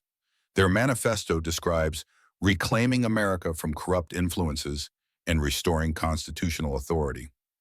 Charlie examined the diagram. Classic extremist structure, cellular organization with isolated operational units. Minimal cross-communication to prevent comprehensive compromise if one cell is exposed. Carter operates what they call an implementation team, specialized operators responsible for direct action. But there's a higher tier, the architects, who provide strategic direction and resources. Abby swiped to another screen showing encrypted communications. I haven't cracked their identities yet, but these exchanges suggest individuals with active security clearances and access to classified information. Rebecca studied the data. You're saying this isn't just a fringe militia group. It's an organized network with potential inside support and significant operational capabilities, Charlie added grimly. If they've acquired the weapons you described, they possess firepower equivalent to a special operations team. Abby brought up another document, a cryptic operational timeline with code names and locations. I've been trying to decipher this for months. It appears to be an action plan, culminating in something called Restoration Day, scheduled for next week immediately after the shooting competition. Charlie's expression darkened as he recognized a pattern in the code names. These aren't random. They're government facilities and landmarks in Washington, D.C., strategic locations surrounding key federal buildings. The realization struck all three simultaneously. Rebecca voiced it first. They're planning an attack on the Capitol. Abby nodded, pulling up one final document. This is what convinced me. A specific reference to the Senate Armed Services Committee meeting, the one my father will be chairing next Thursday. The implications were chilling. Not just a random terrorist attack, but a coordinated strike against specific government targets, potentially with inside assistance. This goes beyond avenging your brother, Charlie said quietly. If you're right about this, we're looking at the most significant domestic threat since Oklahoma City, which is why I need to get closer to Carter, Abby insisted. The competition is my only chance to access his secure files, find concrete evidence about both Michael's death and their operational plans. Charlie considered their options, the tactical assessment automatic after decades of field operations. The FBI needs to be informed. With what evidence? Abby challenged. Encrypted documents I obtained illegally, communications that could be dismissed as militia posturing. We need something definitive, names, locations, detailed plans. She's right, Rebecca reluctantly agreed. Law enforcement needs probable cause for intervention. Right now, we have suspicious activities, but nothing that would justify a major operation. Charlie made his decision. We proceed with the original plan, but with modifications. The competition becomes an intelligence-gathering operation, not a personal vendetta. He turned to Abby. Your objective is evidence collection only. No confrontation with Carter, no attempt to force a confession. Get in, get the data, get out. Abby started to protest, but Charlie cut her off. Those are my terms, Abigail. We do this professionally or not at all. After a moment, she nodded. Agreed. Good. Rebecca will coordinate with trusted contacts at FBI to establish a contingency response team. I'll develop the tactical approach. Charlie's expression softened slightly. Your brother understood the value of patience and precision. Honor his memory by demonstrating the same qualities. As the meeting concluded, Charlie retained Abby for a final question. There's still something you haven't explained. The shot in Afghanistan, the one that killed Lieutenant Commander Harris. Why? Abby's expression revealed the weight of a decision that had haunted her for 2 years. Harris wasn't the target. The Taliban commander was. I was trying to stop him from detonating an explosive vest near a market. At 3,800 meters, that's beyond any established record. I didn't know that at the time. I just knew innocent people would die if I didn't take the shot. Abby's voice carried no pride, only the sober acknowledgement of necessity. Harris moved into my line of fire at the last possible moment. A fraction of a second difference. Charlie studied her, seeing not the teenager she appeared to be, but the operator she had become through circumstances no one should face. And the shell casing. Why mark it for Michael? Because every shot I take is for him, she answered simply. Until justice is done. Rain pattered against the windshield of Rebecca's unmarked SUV as she parked on the forested ridge overlooking the Black Eagle tactical compound. Through high-powered binoculars, she observed the facility 2 miles below, a converted ranch with multiple shooting ranges, tactical training areas, and a central compound surrounded by security fencing and surveillance cameras. Beside her, Frank Wilson adjusted the settings on a specialized listening device. Directional microphone is online. We should be able to pick up conversations in the outdoor training areas if the rain lets up. What about the main building? Too far for audio, but the thermal imaging shows approximately 20 individuals inside, consistent with Carter's known personnel strength. Rebecca shifted her position, focusing on the vehicle storage area. Those aren't civilian trucks. Look at the modifications: reinforced suspension, tactical bumpers, mounting points for equipment. Paramilitary configuration, Frank agreed. Similar to vehicles used by private security contractors in conflict zones. Their surveillance operation had been ongoing for 3 days, cataloging personnel movements, training patterns, and equipment. The evidence pointed to something far beyond a civilian shooting school.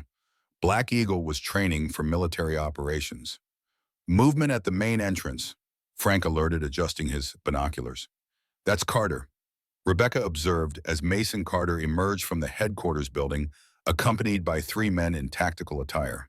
They moved with the synchronized awareness of a combat team, maintaining optimal spacing and overlapping fields of view behavior ingrained through years of special operations experience. They're heading to the eastern training area. Let's reposition for better coverage. 30 minutes later, concealed in the tree line above Black Eagle's most isolated training zone, Rebecca witnessed a disturbing demonstration. Carter's team was conducting what appeared to be a vehicle interdiction drill, but with concerning modifications. That's not standard procedure, she whispered to Frank. They're not securing the vehicle occupants. They're eliminating them. The drill involves stopping a vehicle, immediately neutralizing the driver and passengers with precise headshots, then extracting equipment from the trunk, all executed with professional efficiency. This isn't self-defense training, Frank observed grimly. It's an assassination protocol. As they continued watching, Carter gathered his team for a briefing. The directional microphone captured fragments of conversation. Final rehearsal tomorrow. Teams Alpha and Bravo will coordinate. Simultaneous execution critical. Washington assets confirm security patterns. Access points identified. Upon initiation, we'll have approximately 20 minutes before federal response. The implications were chilling. Whatever Carter planned, it involved coordinated teams, insider knowledge of security procedures and operations in Washington, D.C. See, exactly matching the intelligence Abby had gathered. We need to report this, Frank urged. FBI has enough here to justify surveillance. Rebecca nodded but continued monitoring as the conversation took an unexpected turn. Confirmed Horizon's new student is Parker's sister, Carter was saying. Timing is suspicious. Williams may have placed her there intentionally. CIA Director Williams, Frank whispered in confusion. Intelligence suggests she possesses exceptional capabilities. Carter continued, potentially valuable if she could be turned, otherwise a liability to be eliminated before Restoration Day. Rebecca felt a chill that had nothing to do with the rain. Carter not only knew about Abby's presence at Horizon, but somehow connected her to CIA operations. The situation was deteriorating rapidly. We've heard enough, she decided. Let's extract before the weather clears and we lose cover. As they carefully withdrew from their observation position, Frank voiced the question foremost in Rebecca's mind. How does Carter know about Williams' involvement that's classified at the highest levels? The only explanation is inside information, Rebecca replied grimly. Someone with access to CIA operational details is feeding intelligence to Black Eagle. The rain intensified as they made their way back to their vehicle, the mountain path turning treacherous with mud and loose stones. Despite the physical challenges, Rebecca's mind remained focused on the implications of what they discovered. If Carter had inside sources within the intelligence community, it fundamentally changed the threat assessment. This wasn't just a rogue operator with a grudge, it was potentially a coordinated effort with elements inside the government itself. Back at Horizon, they briefed Charlie on their findings. His weathered face revealed little emotion, but the tightening around his eyes betrayed his concern. They're accelerating their timeline, he concluded after reviewing the surveillance data. And they know about Abby. The question is how, Rebecca pressed. Carter mentioned Director Williams specifically information that should be compartmentalized at the highest level. Charlie's expression darkened. There's only one explanation. Restoration has penetrated the intelligence community more deeply than we realized. Should we abort the competition plan? Frank asked. If they're expecting Abby, it could be a trap. No, Charlie decided after careful consideration. We proceed but with enhanced security measures. If Carter is expecting Abby changing plans, now would only alert him that we're aware of his operation. In the Washington threat, I'll activate old contacts people outside official channels who can provide discreet protection for the Senate committee meeting. Charlie's gaze turned distant, the tactical calculations evident in his expression. Meanwhile, we need to accelerate Abby's training. If Carter is targeting her specifically, she needs every advantage we can provide. The pre-dawn darkness shrouded the remote training area as Charlie led Abby through specialized drills few outside Delta Force had ever experienced. For 5 consecutive days, they had maintained the same grueling schedule beginning at 0400 and continuing well past nightfall, focusing on skills beyond conventional marksmanship. Again, Charlie instructed as Abby completed a complex sequence combining physical movement, weapon transitions, and precision shooting. Faster this time. Eliminate hesitation between positions. Abby nodded, breathing controlled despite the physical exertion. She began the drill once more, sprinting between cover positions, transitioning from rifle to sidearm, engaging multiple targets with mechanical precision. Her movements displayed a fluid economy that belied her age and limited formal training. Charlie observed with critical attention, noting micro-adjustments in her technique with each repetition. The girl was a prodigy, absorbing tactical concepts faster than any student he'd encountered in 4 decades of instruction. Better, he acknowledged as she completed the sequence. Your right-to-left transition is still fractionally slower. Adjust your grip pressure during movement. Abby nodded, already analyzing her performance. The lateral weight shift is affecting my sight acquisition. Correct. Compensate by keeping my center mass more stable during the pivot. She completed, demonstrating the adjusted technique. A ghost of a smile touched Charlie's weathered face. Your brother taught you well. He always said fundamentals matter more than equipment.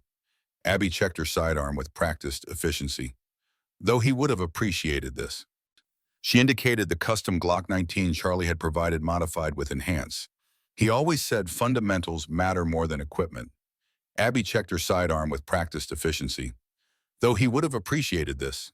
She indicated the custom Glock 19 Charlie had provided modified with enhanced trigger, assembly suppressor, ready barrel, and specialized sights. Standard issue for certain units that don't officially exist, Charlie confirmed. The competition is 3 days away. Time to advance your training. He led her to a specialized structure nestled against the mountainside, a tactical shoot house designed for close-quarters battle training. Inside, sophisticated target systems could simulate multiple threat scenarios under varying light and environmental conditions. You've mastered distance shooting, Charlie explained as they entered. But if your intelligence about Carter is correct, you may face closer engagement. The Western Championship will have hundreds of competitors and spectators. Limited visibility, multiple potential threats, civilian presence. Abby absorbed this assessment. You're preparing me for worst-case scenarios. I'm preparing you for reality. Charlie's tone carried the weight of experience. Plans rarely survive first contact. If Carter identifies you as a threat, he won't hesitate to eliminate you, competition or not. For the next 3 hours, Charlie ran Abby through increasingly complex scenarios, low-light engagements, multiple assailants, hostage situations. Throughout each drill, he emphasized not just technical proficiency, but tactical decision-making under pressure. Speed is life, he instructed as she navigated a particularly challenging sequence. But precision is survival. Find the balance. By mid-morning, they had progressed to advanced close-quarters techniques, specialized methods developed by Delta Force for extreme proximity engagements. Charlie demonstrated each movement with the fluid precision that had made him legendary within the special operations community. Centerline theory governs all close combat, he explained, demonstrating a technique for weapon retention against an attacker. Control the center, control the outcome. Abby replicated the movement with surprising accuracy. Michael showed me similar concepts but never explained the underlying principles. He taught you techniques. I'm teaching you understanding. Charlie adjusted her posture slightly. Knowing what works is valuable. Knowing why it works is invaluable. As the training session concluded, Rebecca arrived with updated intelligence. Black Eagle is increasing activity, multiple vehicles arriving, equipment being distributed. They're preparing for something significant. Charlie absorbed this information. Timeline, accelerating. Frank intercepted communications suggesting their Washington operation may be moved up, possibly to coincide with the competition itself rather than following it. Abby's expression hardened. Using the competition as cover, Tim, or distraction, Charlie suggested grimly. Gather hundreds of skilled marksmen in one location far from Washington. Potentially reduces immediate response capabilities if multiple agencies have personnel attending. Rebecca nodded. I've alerted my FBI contact, but without specific threat details, they're limited to enhanced monitoring. Charlie made a rapid tactical assessment. We maintain our original approach, but with contingencies. Abby focuses on acquiring evidence during the competition. You coordinate with local law enforcement for discreet security presence. And you, Rebecca asked? I'll activate old resources people who operate outside official channels. If Carter has compromised federal agencies, we need assets he can't track. Charlie turned to Abby. The stakes have escalated. This is no longer just about your brother's death. It's about preventing a coordinated attack against government institutions. Abby's posture straightened, her expression resolute. I understand the mission parameters. Charlie studied her carefully. Despite her youth, she displayed the composed determination he had witnessed in the finest operators. He'd commanded the ability to compartmentalize personal feelings in service of the objective. Your father would be proud, he said quietly, as would Michael. For the first time since arriving at Horizon, Abby's composed facade cracked slightly, emotion flickering across her features. I hope so, she replied softly, but I'll settle for justice. As they departed the training area, Charlie reflected on the transformation he had witnessed. The girl who had arrived at Horizon bearing the weight of personal tragedy had evolved into something extraordinary, a synthesis of natural talent, specialized training, and unwavering purpose. Whether that combination would prove sufficient against the challenge ahead remained to be seen. Mason Carter was no ordinary adversary. He possessed the same training, tactical mindset, and operational experience as the most elite military units in the world. Moreover, he commanded a team of like-minded operators and potentially benefited from intelligence sources within the government itself. The coming confrontation would test not just Abby's extraordinary shooting abilities, but her capacity to function under the most extreme pressure imaginable. The stakes extended far beyond personal vengeance to the security of the nation itself. One final lesson, Charlie said as they reached the main compound. The most important one Michael ever taught me. Abby waited expectantly. The greatest weapon isn't the rifle or the bullet, Charlie stated with quiet certainty. It's the mind that controls them. When everything else fails, when conditions change, when equipment malfunctions, when the unexpected occurs, mental discipline determines survival. Abby nodded, absorbing the wisdom. Michael said something similar once. He told me the shot is just the final period in a sentence written by preparation. Charlie smiled slightly. He always did have a way with words. His expression turned serious again. 3 days, Abby. 3 days to prepare for a confrontation that will change everything for you, for Carter, and potentially for the country. Make every hour count. I will, she promised. For Michael, for justice, for all of it. As the Montana sun climbed higher, casting long shadows across Horizon's grounds, the weight of impending conflict settled around them. In Washington, unsuspecting officials continued their daily routines unaware of the threat gathering in the mountains of Montana. At Black Eagle, Mason Carter finalized preparations for an operation years in the making. And at Horizon Academy, a 17-year-old girl with extraordinary abilities prepared to step into the crosshairs of history, carrying the legacy of her brother, the weight of justice, and the future of a nation on her shoulders.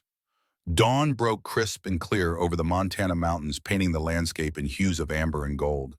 The Western Long Range Championship would begin in exactly 6 hours, a prestigious event that attracted elite marksmen from across the country, including military, law enforcement, and civilian competitors. This year, it would also serve as the backdrop for a confrontation with implications far beyond marksmanship scores. Charlie Walker stood at the edge of Horizon's property, watching the sunrise with the calculated vigilance of a man who had survived countless battlefield operations. The weight of an aging Colt 1911 rested in the shoulder holster beneath his jacket, a weapon he hadn't carried regularly since retiring from Delta Force. Today, its familiar presence felt necessary. Rebecca approached, her tactical attire concealed beneath civilian clothing. Security arrangements are finalized. 4 Horizon students positioned as spotters around the competition perimeter. FBI has 2 undercover agents registered as competitors. Local sheriff's department has been briefed discreet presence, only no visible law enforcement unless necessary. Charlie nodded, his weathered face revealing nothing. Communications. Encrypted channel, dedicated frequency. Frank will monitor from the command vehicle. Rebecca handed him a specialized earpiece, nearly invisible when worn. Range is limited to approximately 2 miles, but coverage should be adequate for the competition grounds. And Abby, getting ready. Marcus Reed is with her, volunteered as her security escort. Charlie raised an eyebrow. Reed, I thought he was our resident skeptic. A hint of amusement crossed Rebecca's face. Apparently watching Abby outshoot him at 3,000 meters yesterday changed his perspective. His exact words were, "That kid's a fucking national treasure." Charlie allowed himself a brief smile before returning to tactical considerations. What about Carter? Any movement from Black Eagle? Multiple vehicles departed their compound at 0500, heading toward the competition grounds. Frank estimates 12 to 15 personnel, all armed, despite the competition's no sidearms policy. Anticipated, Charlie acknowledged. Carter won't risk being undermanned, especially if he suspects Abby's purpose. Rebecca hesitated before voicing her primary concern. Charlie, if our intelligence is correct, Carter's team may be planning simultaneous operations here and in Washington. The timing suggests the competition itself could be a diversion. Or a trap, Charlie finished grimly, which is why we've implemented multiple contingencies. My contacts in Washington have established surveillance on the Senate committee meeting. If anything happens there, we'll know immediately. He turned away from the sunrise, his expression hardening with resolve. In the meantime, we focus on our primary objective, securing evidence of Carter's operation, while ensuring Abby's safety. Everything else is secondary. In her cabin, Abby Parker completed final preparations with methodical precision. Her competition rifle, a standard Remington 700 modified with specific custom components, lay disassembled on the bed. Each piece had been meticulously cleaned, inspected, and tested. The weapon would be entirely unremarkable among the high-end equipment at the championship, drawing no unwanted attention while still providing the accuracy she required. Marcus Reed sat in the corner cleaning his own sidearm while maintaining a watchful eye on the surroundings. The former Army Ranger had initially dismissed Abby as an entitled teenager playing soldier. The past 3 days had completely transformed his assessment. "You sure about this?" he asked, breaking the silence. "Carter will have his entire team there, if anything goes wrong." "It won't," Abby replied without looking up from her equipment. "The plan accounts for all variables." Reed studied her with undisguised curiosity. "You know, most people would be nervous. Competition pressure alone would rattle experienced shooters, not to mention the whole confronting your brother's killer aspect." Abby continued her preparations without pause. "Anxiety serves no tactical purpose." That sounds like something Walker would say. Michael, actually. Abby assembled the rifle's bolt with practiced efficiency. He believed emotions were valuable for motivation, but detrimental to execution. Feel before, feel after, but never during. Reed nodded slowly. "Your brother sounds like he was one hell of an operator." For the first time, Abby paused, a flicker of emotion crossing her features. "He was the best person I've ever known. Not because of his skills, but because of his integrity." The admission, simple yet profound, revealed more about Abby Parker than anything Reed had observed in their days of training together. Beneath the extraordinary capabilities and tactical discipline lay the core truth: a sister seeking justice for a brother taken too soon. "We should move out," Abby said, returning to her composed efficiency. "The plan requires arrival 90 minutes before registration opens." As they prepared to depart, Charlie entered the cabin for a final briefing. "Abby, Rebecca, you'll travel in separate vehicles approaching from different directions. Marcus will accompany Abby as her coach standard cover for the competition format." Charlie handed each of them specialized communication devices disguised as conventional shooting accessories. These provide continuous location tracking and emergency alert capabilities. Use them only if absolutely necessary. Any transmission could be intercepted by sophisticated equipment. He turned to Abby. "Your priority remains evidence collection. The laptop in Carter's vehicle contains operational details for the restoration network. Access it, copy the data, then withdraw immediately. No confrontation, no heroics." Abby nodded, her expression resolute. "Understood." Charlie studied her for a moment longer. Beneath her composed exterior, he recognized the determined focus he had witnessed in the finest operators under his command, individuals who would complete the mission regardless of personal cost. "One final thing," he said, his voice softening slightly. "Your brother understood something essential about our profession. The mission matters, but surviving to fight another day matters more. Don't forget that." Abby met his gaze, a silent understanding passing between them. "I won't." As their vehicles departed Horizon Academy heading toward the Bridger Mountain Range, Charlie remained behind briefly. He entered his office, activated the secure communication terminal, and initiated a heavily encrypted connection. "Walker secure," he stated when the connection established. "Williams secure," came the immediate response from the CIA director. "Status report. Operation proceeding as planned. Target location infiltration imminent. Evidence acquisition remains primary objective." "And the girl?" Charlie hesitated fractionally. "Performing as expected. Her capabilities are considerable." "The genetic markers don't lie, Charlie. Her father and brother carried the same extraordinary potential. That's why I wanted her at Horizon to develop under your guidance." "She's not a weapon, John. She's a 17-year-old who lost her brother." A lengthy pause preceded the director's response. "We both know she's more than that. The question is whether she's ready for what's coming." "She's ready," Charlie confirmed. "But are you certain your house is secure? Carter's operation suggests intelligence leaks at the highest levels." "Which is precisely why this operation remains off the books. Only 3 people know its true purpose: you, me, and Senator Parker." "And Abby?" Charlie added pointedly. Another pause. "Yes, and Abigail." The director's tone shifted slightly. "Charlie, if this goes sideways, containment protocols will activate." "Understood." The implication was clear. If the operation failed, all connections would be severed. All participants disavowed, and Abby would be left exposed. Perfectly, Charlie replied, his voice hardening. But remember something, John. I've known William Parker since Belgrade. If anything happens to his daughter, containment protocols won't protect anyone. Not even you. He terminated the connection before the director could respond, then gathered his equipment and headed for his vehicle. The conversation had confirmed his suspicions. This operation carried deeper implications than even Abby realized. The CIA wasn't merely supporting her quest for justice. They were evaluating her potential as an asset for a revived long-shot program. As Charlie drove toward the competition grounds, his resolve strengthened. His primary mission now extended beyond exposing Carter's operation or even ensuring Abby's safety. He would ensure she maintained the freedom to choose her own path, regardless of what abilities she possessed or what agencies might desire to control them. Some debts transcended official obligations. The debt he owed to the Parker family was one of them.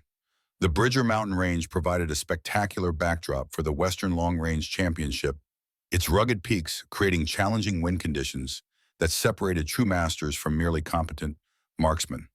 The competition grounds sprawled across 1,000 acres of mountain terrain, with firing positions and target arrays established at progressively greater distances. The most demanding stage, the Elite Challenge, featured targets positioned at 2,000 meters, requiring exceptional skill and equipment to engage successfully. By mid-morning, the venue buzzed with activity. Over 200 competitors prepared their equipment, studied wind conditions, and engaged in the specialized rituals that preceded high-level competition. Support staff and spectators added to the energy, creating an atmosphere of focused anticipation. Rebecca surveyed the scene from a central observation point, maintaining her cover as a competition official while cataloging potential threats. Her experienced eye immediately identified several Black Eagle personnel dispersed throughout the crowd, positioned too strategically to be coincidental. "Charlie, be advised," she murmured into her concealed microphone. "I count 8 Black Eagle operators in civilian attire, standard tactical positioning. Coverage of all major exits in central gathering areas." "Confirmed," Charlie's voice responded in her earpiece. "Additional 4 identified in the competitor parking area. Professional deployment pattern consistent with containment strategy." Rebecca continued her scan, noting the location of each Horizon student positioned throughout the venue.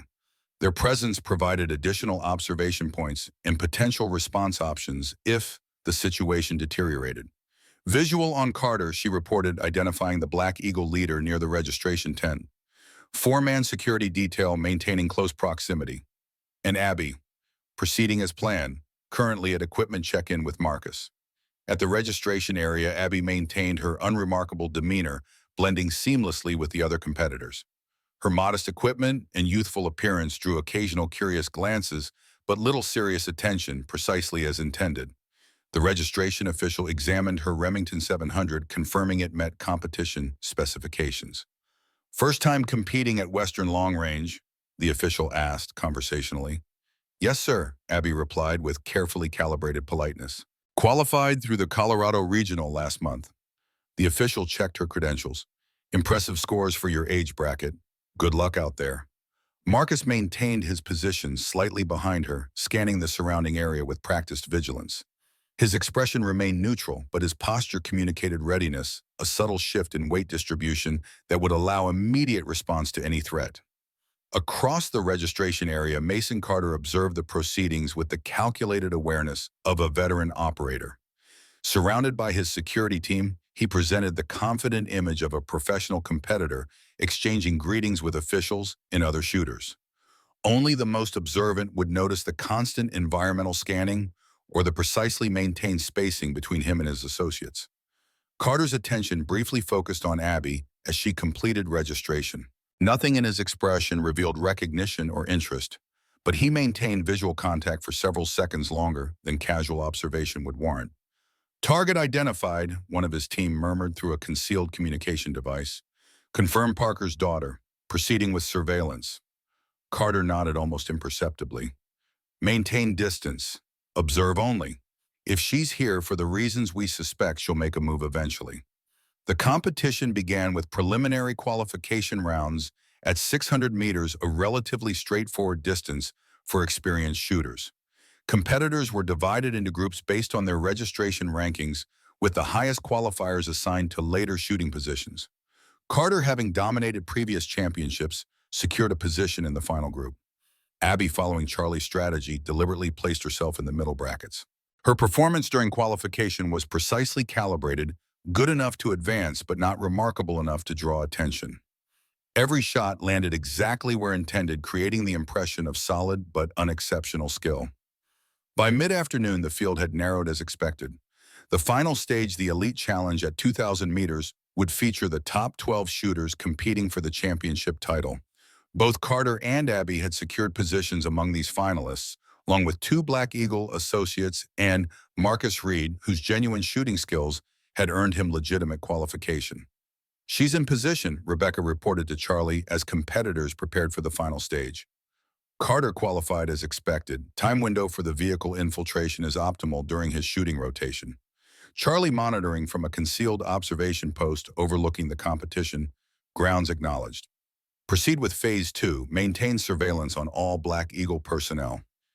The Elite Challenge utilized a rotating format with competitors taking turns at the firing line while others observed.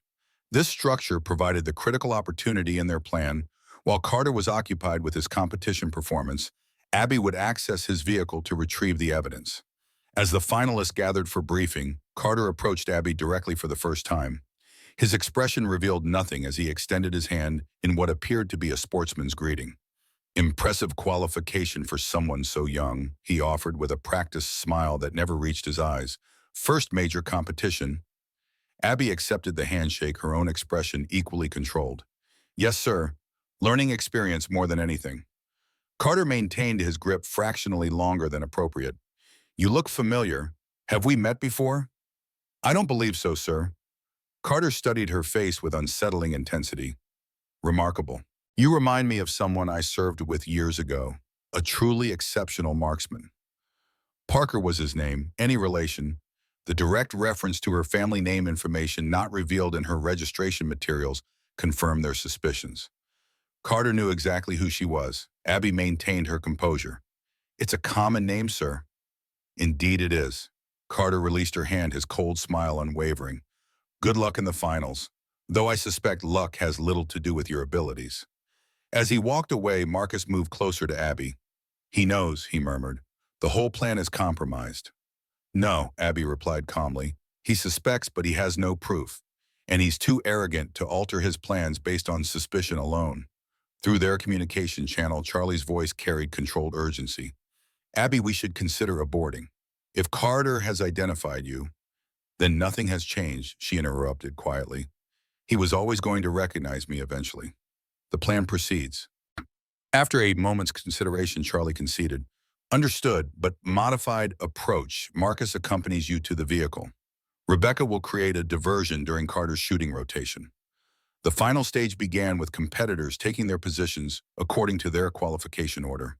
Abby would shoot 10th with Carter in the 12th and final position, an arrangement that perfectly suited their adjusted strategy.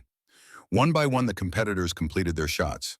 The 2,000-meter distance proved challenging even for experienced shooters. The best performance came from the 8th shooter, a former Marine Scout sniper who placed all 5 rounds within an 8-inch diameter, drawing appreciative applause. As the 9th shooter completed his round, Rebecca initiated the planned diversion, a minor equipment malfunction at the judging station that would require Carter's attention immediately after the current competitor finished. "Carter approaching the judges' table," Marcus confirmed through his microphone. "Window opening now." Abby moved casually away from the firing line, making a show of checking her equipment while gradually creating distance between herself and the main group. Marcus followed at a measured pace, maintaining their cover as shooter and coach preparing for their turn. Once clear of immediate observation, they increased their pace, moving efficiently toward the competitor parking area, where Carter's customized SUV waited. The vehicle, a black Suburban with specialized communications equipment, visible on the roof, stood isolated from others, positioned for rapid departure. 30 seconds until Carter completes his discussion with the judges, Rebecca's voice reported in their earpieces. "Proceed with caution. 2 Black Eagle operators identified near the vehicle staging area." Marcus took position at the row end, providing observation while Abby approached Carter's SUV.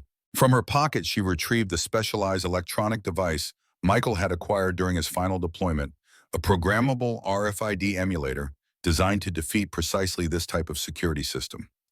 As Abby activated the device, the SUV's locks disengaged with a subtle click. She slipped into the rear seat, immediately locating the ruggedized laptop secured in a custom mount. It was active, displaying a messaging interface with encrypted communications in progress. The screen showed a countdown timer, 003742, 37 minutes until whatever was planned in Washington. Working with practiced efficiency, Abby connected a specialized thumb drive to the laptop, a device containing advanced extraction software designed to bypass security and download encrypted files. As the program ran, she photographed the visible communications with a concealed microcamera. Multiple file systems identified, she murmured into her microphone. Extraction in progress, 20 seconds required. Hurry, Marcus urged from his lookout position. Carter is concluding with the judges, 2 minutes maximum before he returns for his shooting rotation. The extraction completed with a soft tone. Abby disconnected the drive and prepared to exit when voices approached outside the vehicle. Don't care about your concerns. Carter's voice came from directly outside. The operation proceeds as planned. The diversion at the Hoover building will pull security away from the committee room. He paused. Yes, I'm aware Parker's daughter is here. In fact, I'm looking at her right now. Abby froze as the door beside her opened, revealing Carter with his phone still at his ear and a pistol aimed directly at her head. It seems our young shooting prodigy is even more talented than she demonstrated today, he said with cold precision. Breaking into secure vehicles, accessing classified communications. He lowered the phone slightly. Your brother would be proud, Abigail. He had the same disregard for operational security. Abby remained perfectly still, her mind racing through options, calculating angles and timing with the same precision she applied to ballistics. How long have you known, she asked, buying seconds to assess the situation, that Michael Parker's little sister was at Horizon since day one? Carter's smile never reached his eyes. That you were the ghost shooter in Afghanistan who took out our high-value asset at 800 meters that took longer to piece together. He gestured with the pistol. Out, slowly. Abby complied, emerging from the vehicle with deliberate movements, hands visible. The parking area was isolated from the main competition grounds, screened by a stand of pine trees. No witnesses, no immediate help. Your brother was an exceptional soldier, Carter continued conversationally, but he couldn't leave well enough alone. Started asking questions about inventory discrepancies, missing weapons. Became a problem. So you killed him, Abby stated flatly. Technically, the helicopter crash killed him. Carter's expression remained coldly professional. I simply ensured he was on it. And now you're planning to kill my father too, the entire Armed Services Committee. Carter's eyebrow raised slightly. You've been busy but not quite accurate. We don't plan to kill them, merely deliver a message they won't forget. A demonstration of vulnerability. The countdown on your computer suggests otherwise. Perceptive. Carter nodded appreciatively. The timer isn't for the committee operation. It's for something much larger. The beginning of the restoration. In the distance, the awards ceremony continued, applause occasionally carrying through the trees. Abby measured the distance to Carter's to the vehicle to the tree line, calculating odds with the same mathematical precision she applied to long-range shooting. You won't succeed, she said with quiet certainty. Your communications are compromised. Federal authorities have been tracking restoration cells for months. A flicker of doubt crossed Carter's features before his professional mask returned. A bluff from a teenager who got lucky with one impressive shot. The shot in Afghanistan wasn't luck, Abby replied, her voice hardening. Neither was today's performance. And neither is the fact that while we've been talking, your entire operation has been uploading to FBI servers. Carter's eyes darted to the vehicle, the momentary distraction creating the opening Abby needed. She moved with explosive speed, not toward Carter, which he would have anticipated, but away and to the side, creating a wider angle that forced him to pivot. The motion threw off his aim as he fired the bullet, passing through the space Abby had occupied a split second earlier. She rolled behind an adjacent vehicle as two more shots struck metal. From her concealed position, she withdrew the compact Glock from her ankle holster, the contingency Charlie had insisted upon despite her preference to remain unarmed. Impressive reflexes, Carter called out, moving to maintain cover, but ultimately futile. Hey, Tile, my team is already converging on this position. You have nowhere to go. Abby remained silent, controlling her breathing just as she did behind a rifle scope. She could hear Carter moving, attempting to flank her position. Through her earpiece, Charlie's voice came urgently. Abby, report status. She keyed her microphone twice the emergency signal they'd established. Understood. Cavalry incoming. 30 seconds. Keep him talking. You miscalculated, Carter, Abby called out, shifting her position to stay concealed. The evidence is already secured. Your restoration operation is compromised. Even if that were true, which I doubt, it wouldn't matter, Carter replied. She could hear him moving again closer. The restoration isn't one operation. It's a movement. Remove one leader, 3 more emerge. Is that what you told yourself after you murdered my brother, that it was justified for the greater cause? A bitter laugh. Michael wasn't murdered. He was eliminated as a security threat just like you'll be. The difference, Abby replied, is that I anticipated this confrontation. Michael didn't. A moment of silence followed. Then Carter spoke, his voice closer than expected.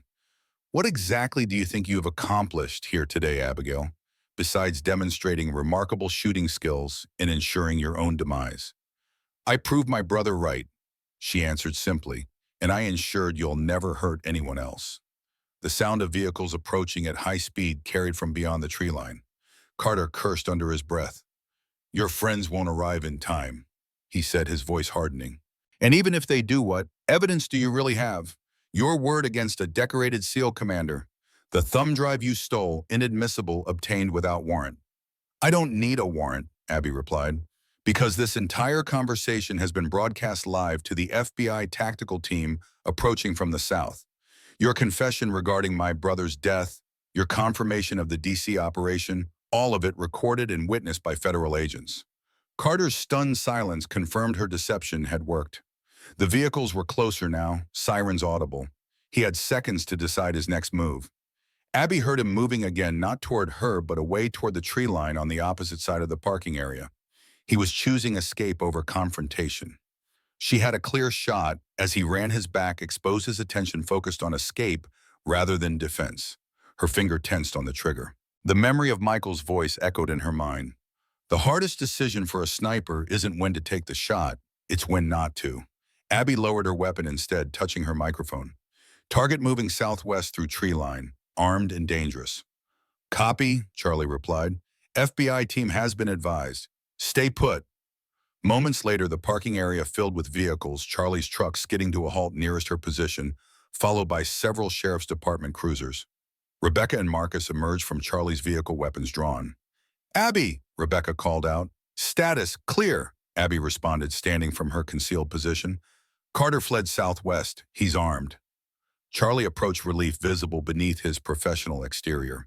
The thumb drive, Abby handed it over. Everything. Operations plans, communication protocols, personnel files, and confirmation of the DC operation. Charlie immediately connected the drive to a satellite phone with specialized interface. Transmitting to FBI headquarters now. He turned to Marcus. Coordinate with the sheriff's deputies. Establish a perimeter. Carter won't get far on foot. As Marcus moved to comply, Rebecca studied Abby with concern. Are you hit? We heard shots. I'm fine, Abby assured her. Carter was more interested in answers than accuracy. What did he say about the DC operation? Charlie asked, still monitoring the data transmission. It's not an assassination attempt, Abby explained. He called it a demonstration of vulnerability. But there's something bigger happening, a countdown timer on his laptop. 37 minutes when I saw it. Charlie's expression darkened. The committee meeting is just a diversion. Their real target is elsewhere. Before Abby could respond, the radio on Charlie's belt crackled. Master Sergeant, this is Sheriff Donovan. We've got multiple reports of armed men in tactical gear at the competition grounds. At least 8 individuals moving with military precision toward the awards area. Charlie's eyes met Rebecca's. It's not just a diversion in DC. The competition itself is a trap gathering high-value targets in one location. Hundreds of current and former military and law enforcement personnel, Rebecca realized, including the Deputy Secretary of Defense who's presenting the awards. And us, Abby added grimly. Carter knew I'd access his vehicle, wanted me to see the DC operation. It was all to pull us away from the main threat here. Charlie was already moving toward his truck. Rebecca, coordinate with the sheriff. Establish evacuation protocols for the civilian spectators. Marcus, gather our team and secure the deputy secretary. He turned to Abby. You stay here. You're still Carter's primary target. With respect, sir, Abby countered. I'm also your best long-range asset. If Carter's team is moving on the awards area, you need overwatch from someone who can make shots others can't. Charlie hesitated, weighing the risk against the tactical advantage. The Eastern Ridge, he finally decided. It offers clear sight lines to the entire venue. Marcus will accompany you as security. Radio confirmation when in position. Abby nodded, already moving toward the equipment cases in Charlie's truck. Inside was the custom rifle he'd shown her during training, the modified Macmillan TAC-50 capable of exceptional accuracy at extreme distances.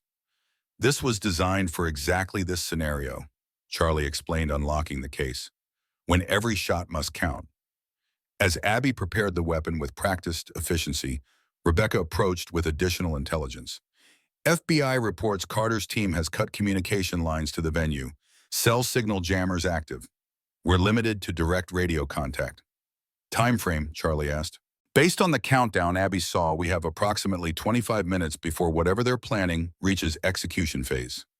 Charlie nodded grimly. Then we have 24 minutes to stop it. The Eastern Ridge overlooked the entire competition grounds from a distance of approximately 1,800 meters, a challenging shot for most marksmen, but well within Abby's extraordinary capabilities. Marcus had secured the position, establishing a hasty hide that offered both concealment and clear firing lanes. Through her scope, Abby surveyed the scene below with methodical precision. The awards ceremony continued, most participants unaware of the danger converging on their position. Charlie and Rebecca had begun quietly evacuating spectators from the periphery, but the main gathering remained vulnerable. I count 6 tangos approaching from the north, Abby reported into her radio.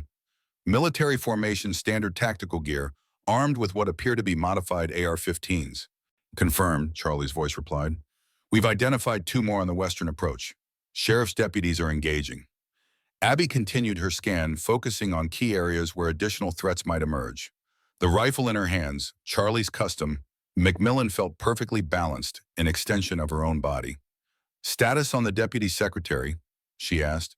Secure, Rebecca responded, moving to extraction point Alpha. The radio crackled with urgent communications as Charlie coordinated the response teams. Local law enforcement, competitions, security, and the Horizon students were forming a defensive perimeter, but they remained outnumbered and outgunned by Carter's well-trained force. Through her scope, Abby caught movement at the tree line bordering the southern edge of the venue. A glint of metal, a shadow moving with deliberate purpose. New contact, she reported. South boundary moving toward the main stage. One individual appears to be carrying something rectangular, possibly an explosive device. Can you confirm? Charlie asked sharply. Abby adjusted her scope, focusing on the figure now emerging from cover.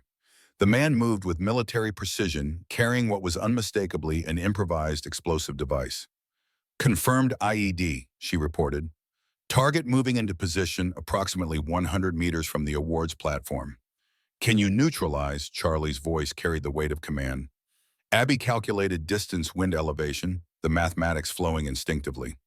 Affirmative, range 1950 meters. Wind variable 8 to 12 knots. I have the shot. Execute. Abby settled into her firing position, controlling her breathing with practiced discipline. The shot was well within her capabilities, but the stakes were unprecedented, hundreds of lives depending on her accuracy. She squeezed the trigger. Through her scope, she watched the target drop instantly, a clean hit that neutralized the threat without detonating the device. Target down, she reported. Device appears intact. Good work, Charlie acknowledged. Be advised, FBI reports Carter is still unaccounted for. Consider him your priority target if identified. Abby resumed her systematic scan of the area, searching for any sign of Carter. Instead, she spotted 3 more of his operatives converging on the now emptying awards area. 3 additional hostiles moving from East Access Road, she reported, armed and moving with purpose toward the evacuation route. Our personnel are still clearing civilians through that corridor. Rebecca's voice came urgently. I can engage, Abby interrupted. Sequential targets right to left. Execute, Charlie ordered. Abby took a measured breath, entering the hyper-focused state that allowed for rapid, precise engagement of multiple targets. Her first shot struck the rightmost operative. Her second found the center target before the first had even fallen. The third shot followed with mechanical precision, neutralizing the final threat. 3 shots, 3 hits in under 5 seconds. Through her scope, Abby continued scanning, searching for additional threats. The evacuation was proceeding more rapidly now, the venue clearing as civilians were directed to secure areas. Movement on your 6, Marcus warned suddenly from a security position behind her. Someone's approaching the ridge. Abby shifted position, maintaining her focus downrange, while Marcus covered their rear security. The radio crackled with static evidence of increasing signal interference from the jammers Carter's team had deployed. Charlie, be advised, Marcus transmitted, possible hostile approaching our position, maintaining security. Only static answered. Communications compromised, Marcus reported to Abby. We're on our own. Abby continued her methodical scan of the venue below where the tactical situation appeared to be stabilizing. Most civilians had been evacuated and law enforcement had established control of the perimeter. We should relocate, Marcus suggested. If they've identified our position, not yet, Abby countered. This is still the optimal overwatch position. We need to maintain coverage until evacuation is complete. A twig snapped in the underbrush behind them, too close for comfort. Marcus spun, weapon raised, but found nothing. I don't like this, he muttered, tension evident in his voice. Abby remained focused on her scope, trusting Marcus to secure their position. Through the optics, she caught a glimpse of Charlie coordinating with sheriff's deputies near the main building. The situation below seemed increasingly under control. Then she saw a flash of movement on the roof of the awards pavilion, a figure in tactical gear setting up what appeared to be a heavy weapon system. Target identified, she reported automatically, though the radio remained silent. Rooftop awards pavilion setting up crew-served weapon. Range 740 meters. As she prepared to engage, Marcus's urgent warning came too late. Abby down. The impact came from behind, a powerful force crashing into her position. The rifle discharged harmlessly into the air as Abby was knocked aside, rolling instinctively to create distance from the attacker. Mason Carter stood 10 feet away, blood streaming from a wound on his temple, eyes burning with cold fury. In his hand, a combat knife glinted in the afternoon sun. Impressive shooting, man, he acknowledged, his voice carrying the deadly calm of a predator. But you forgot the first rule of sniper operations: always secure your escape route. Marcus lay motionless nearby, a growing red stain on his shoulder where Carter had ambushed him. Abby calculated options with the same precision she applied to ballistics. The rifle lay 5 feet away, too far to reach before Carter could close the distance. Her sidearm remained holstered at her ankle. It's over, Carter, she said slowly, shifting her position to improve her options. Your operation is compromised. Your team is being neutralized as we speak.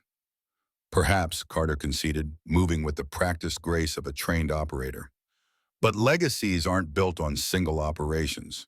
The restoration continues with or without today's success. Is that what you told yourself after killing my brother, that it serves some greater purpose?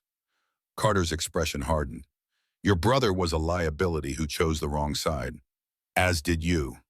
He lunged forward with explosive speed, the knife arcing toward Abby's torso. She reacted with the reflexes honed through thousands of hours of training, not retreating as Carter expected, but moving into the attack, deflecting his arm with a technique Michael had taught her years ago. The knife missed its target, but Carter's superior strength and experience told. He adjusted instantly, driving Abby backward with a series of precise strikes that forced her into a defensive posture. You're good, he acknowledged, circling for another attack. Michael taught you well, but experience matters more than technique. Abby maintained her distance, calculating angles and timing, just as she did behind a rifle scope. Carter was right, his combat experience far exceeded her training. Direct confrontation would end badly. Why the committee, she asked, buying seconds to improve her position. Why target your own country's leadership? Because they've forgotten who they serve. Carter snarled, genuine conviction in his voice. Politicians sending warriors to die for corporate interests, for foreign entanglements, for everything except America's true security. He advanced again, his attack pattern more cautious now, probing for weaknesses. Abby defended adequately but remained on the defensive. The restoration isn't about destruction, Carter continued. It's about returning to founding principles. Sometimes that requires dramatic reminders of vulnerability. Abby's back was approaching the ridge edge, a deadly drop of several hundred feet. Carter had maneuvered her, deliberately cutting off options. Your brother understood this once, Carter pressed. Before he became fixated on regulations and chains of command, before he forgot what we were really fighting for. Michael fought for his country, Abby countered, still searching for an opening. Not for some perverted interpretation of patriotism.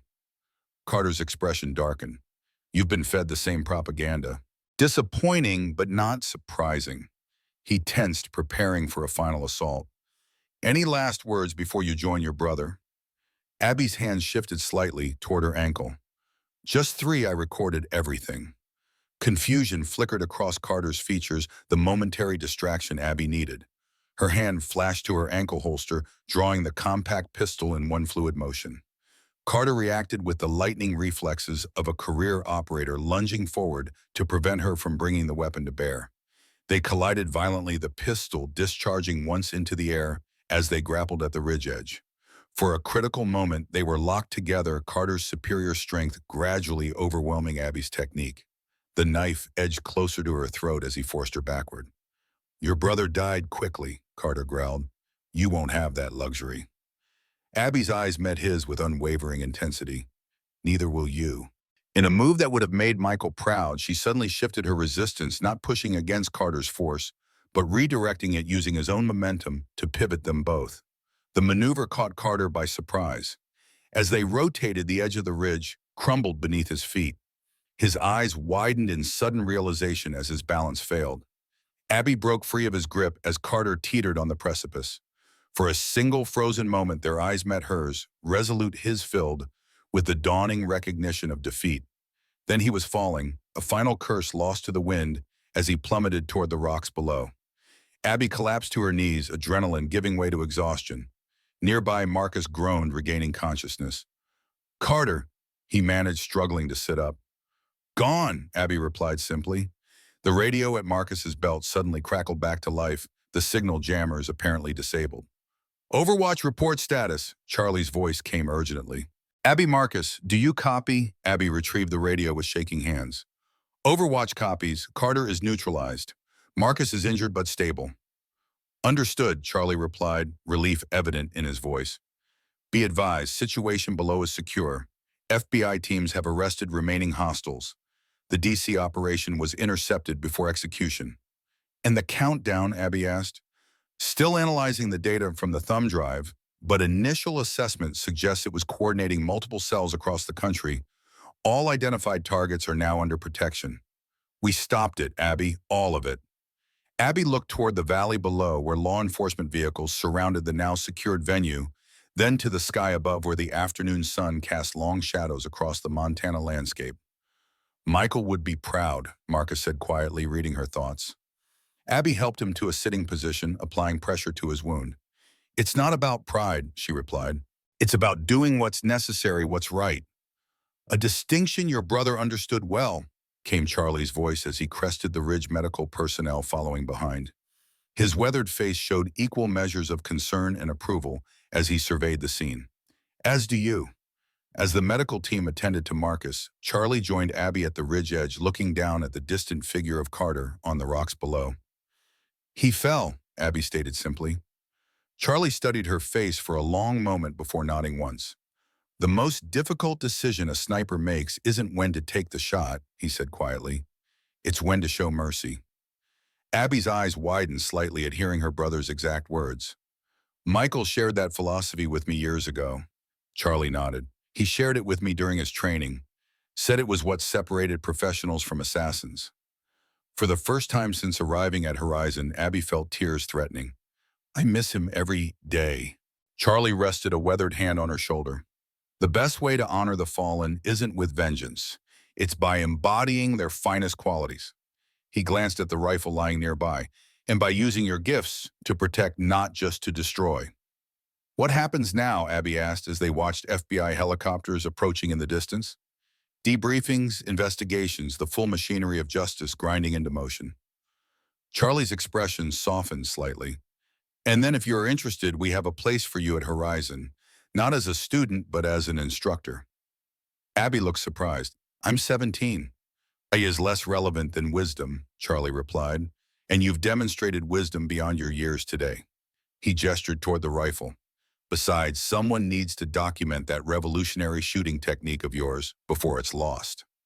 For the first time in years, Abby felt the weight of her mission lifting. The justice she'd sought for Michael had been achieved. The threat Carter posed had been eliminated.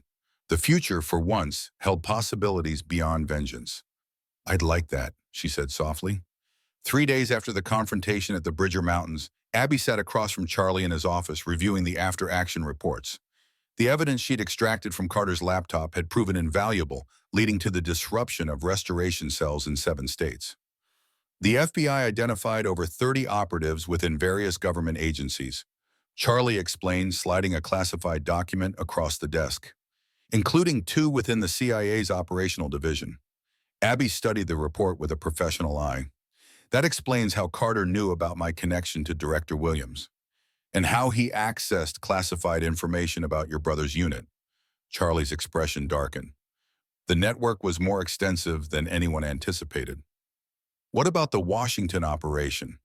"Neutralized completely. 4 teams were positioned around the Senate building, planning to breach security during the Armed Services Committee meeting." Charlie tapped another document. "Their goal was to demonstrate that even the most secure government facilities were vulnerable. And the larger plan, simultaneous demonstrations at 12 federal buildings across the country, intended to spark what they called the beginning of restoration, a coordinated effort to undermine public confidence in government institutions." Abby absorbed this information, reflecting on how narrowly they had averted a national crisis. "And my father is safe. He sends his regards along with his profound gratitude." Charlie hesitated slightly. "He also mentioned wanting to reconnect with you when you're ready." Abby nodded, a complexity of emotions crossing her features. Her relationship with her father had grown distant during the years of her silent investigation. Perhaps now there was a chance to rebuild what had been lost. A knock at the door interrupted her thoughts. Rebecca entered carrying a secured tablet. "The FBI completed their forensic analysis of Carter's communications," she reported. "They found definitive proof of his involvement in Michael's death, including orders to sabotage the helicopter's fuel system." Abby's expression remained composed, but her eyes reflected a profound sense of vindication. "And the others involved?" "Being tracked down as we speak," Rebecca assured her. "The conspiracy extended to several senior officers who helped cover up the weapons trafficking. They won't escape justice." Charlie watched Abby closely, noting the subtle shift in her demeanor. The burning intensity that had driven her for 2 years had transformed into something more measured, the calm certainty of someone who had completed a mission and was now looking toward the future. "There's something else you should know," Charlie said, opening a secure drawer in his desk. He removed a thick folder stamped with multiple classification markings.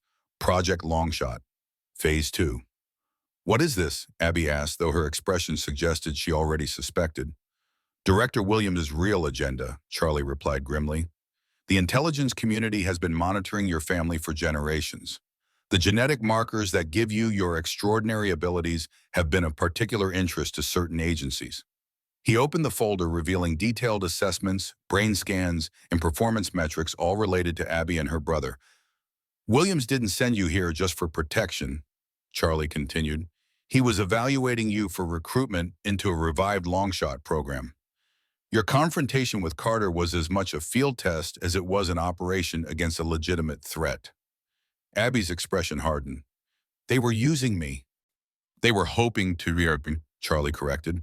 "But I've ensured this file and all related documentation will be destroyed. As far as the official record is concerned, you're simply a talented young woman who helped prevent a terrorist attack." Rebecca leaned against the desk.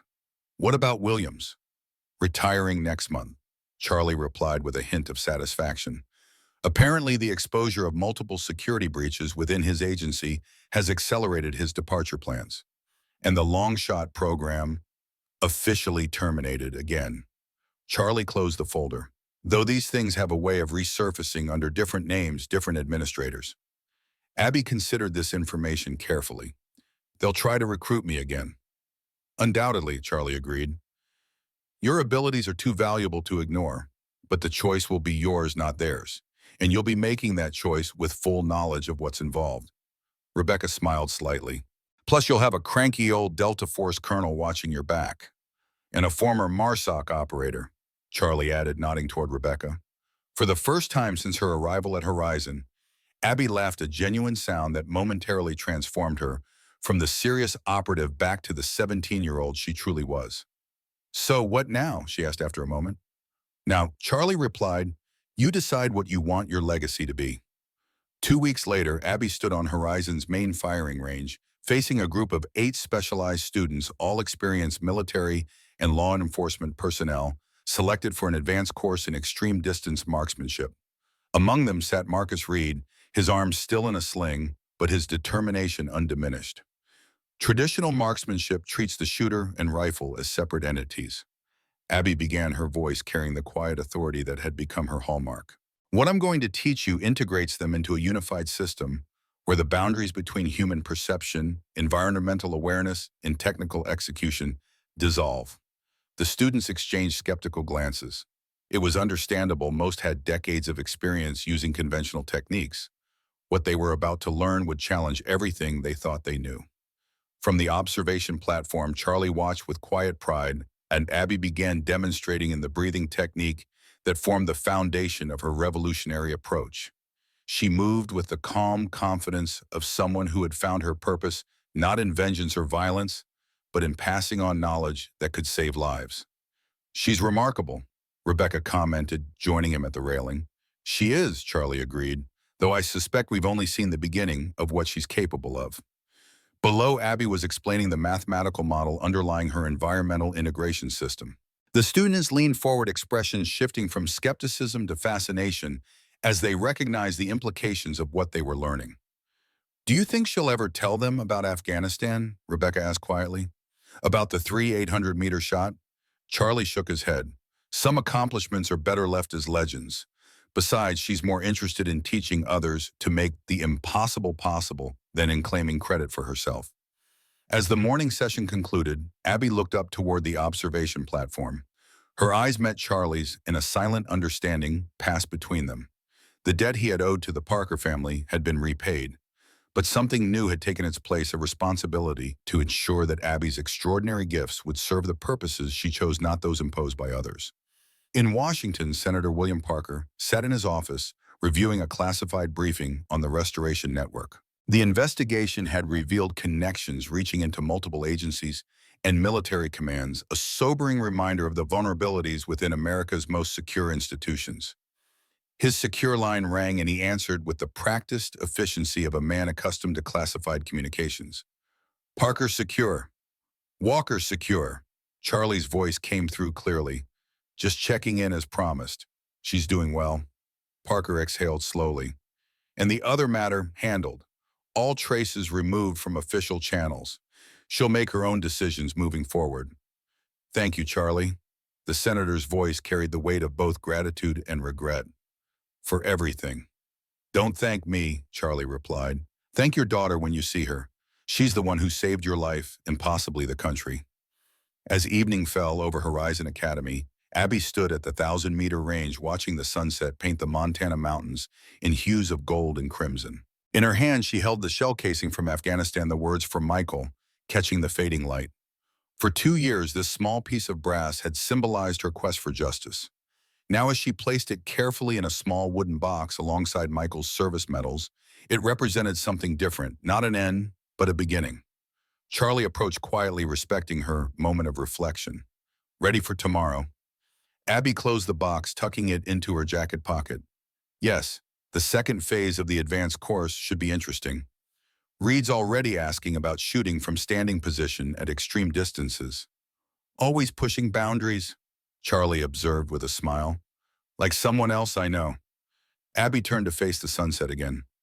Michael once told me that the greatest shots aren't the ones that hit targets, but the ones that change trajectories. Wise man, your brother. He was. Abby's voice carried both loss and pride. And now it's my turn to honor what he taught me by teaching others. As they walked back toward the main compound, Charlie considered the remarkable journey of Abigail Parker. She had arrived seeking vengeance, but had found purpose. She had come to use her extraordinary gifts for destruction, but had chosen to use them for protection. And in the process, she had not only avenged her brother, but had embodied his finest qualities. The last sniper of Project Longshot had found her true target not in the crosshairs of a scope, but in the legacy she would build. A legacy of precision, discipline, and above all, the wisdom to know when to take the shot and when not to. In the gathering darkness, the lights of Horizon Academy glowed like beacons against the Montana wilderness. Inside those buildings, a 17-year-old girl with extraordinary abilities prepared for her next mission, not to end lives, but to save them. Not to serve hidden agendas, but to forge her own path. The last shot had been fired. The real journey was just beginning.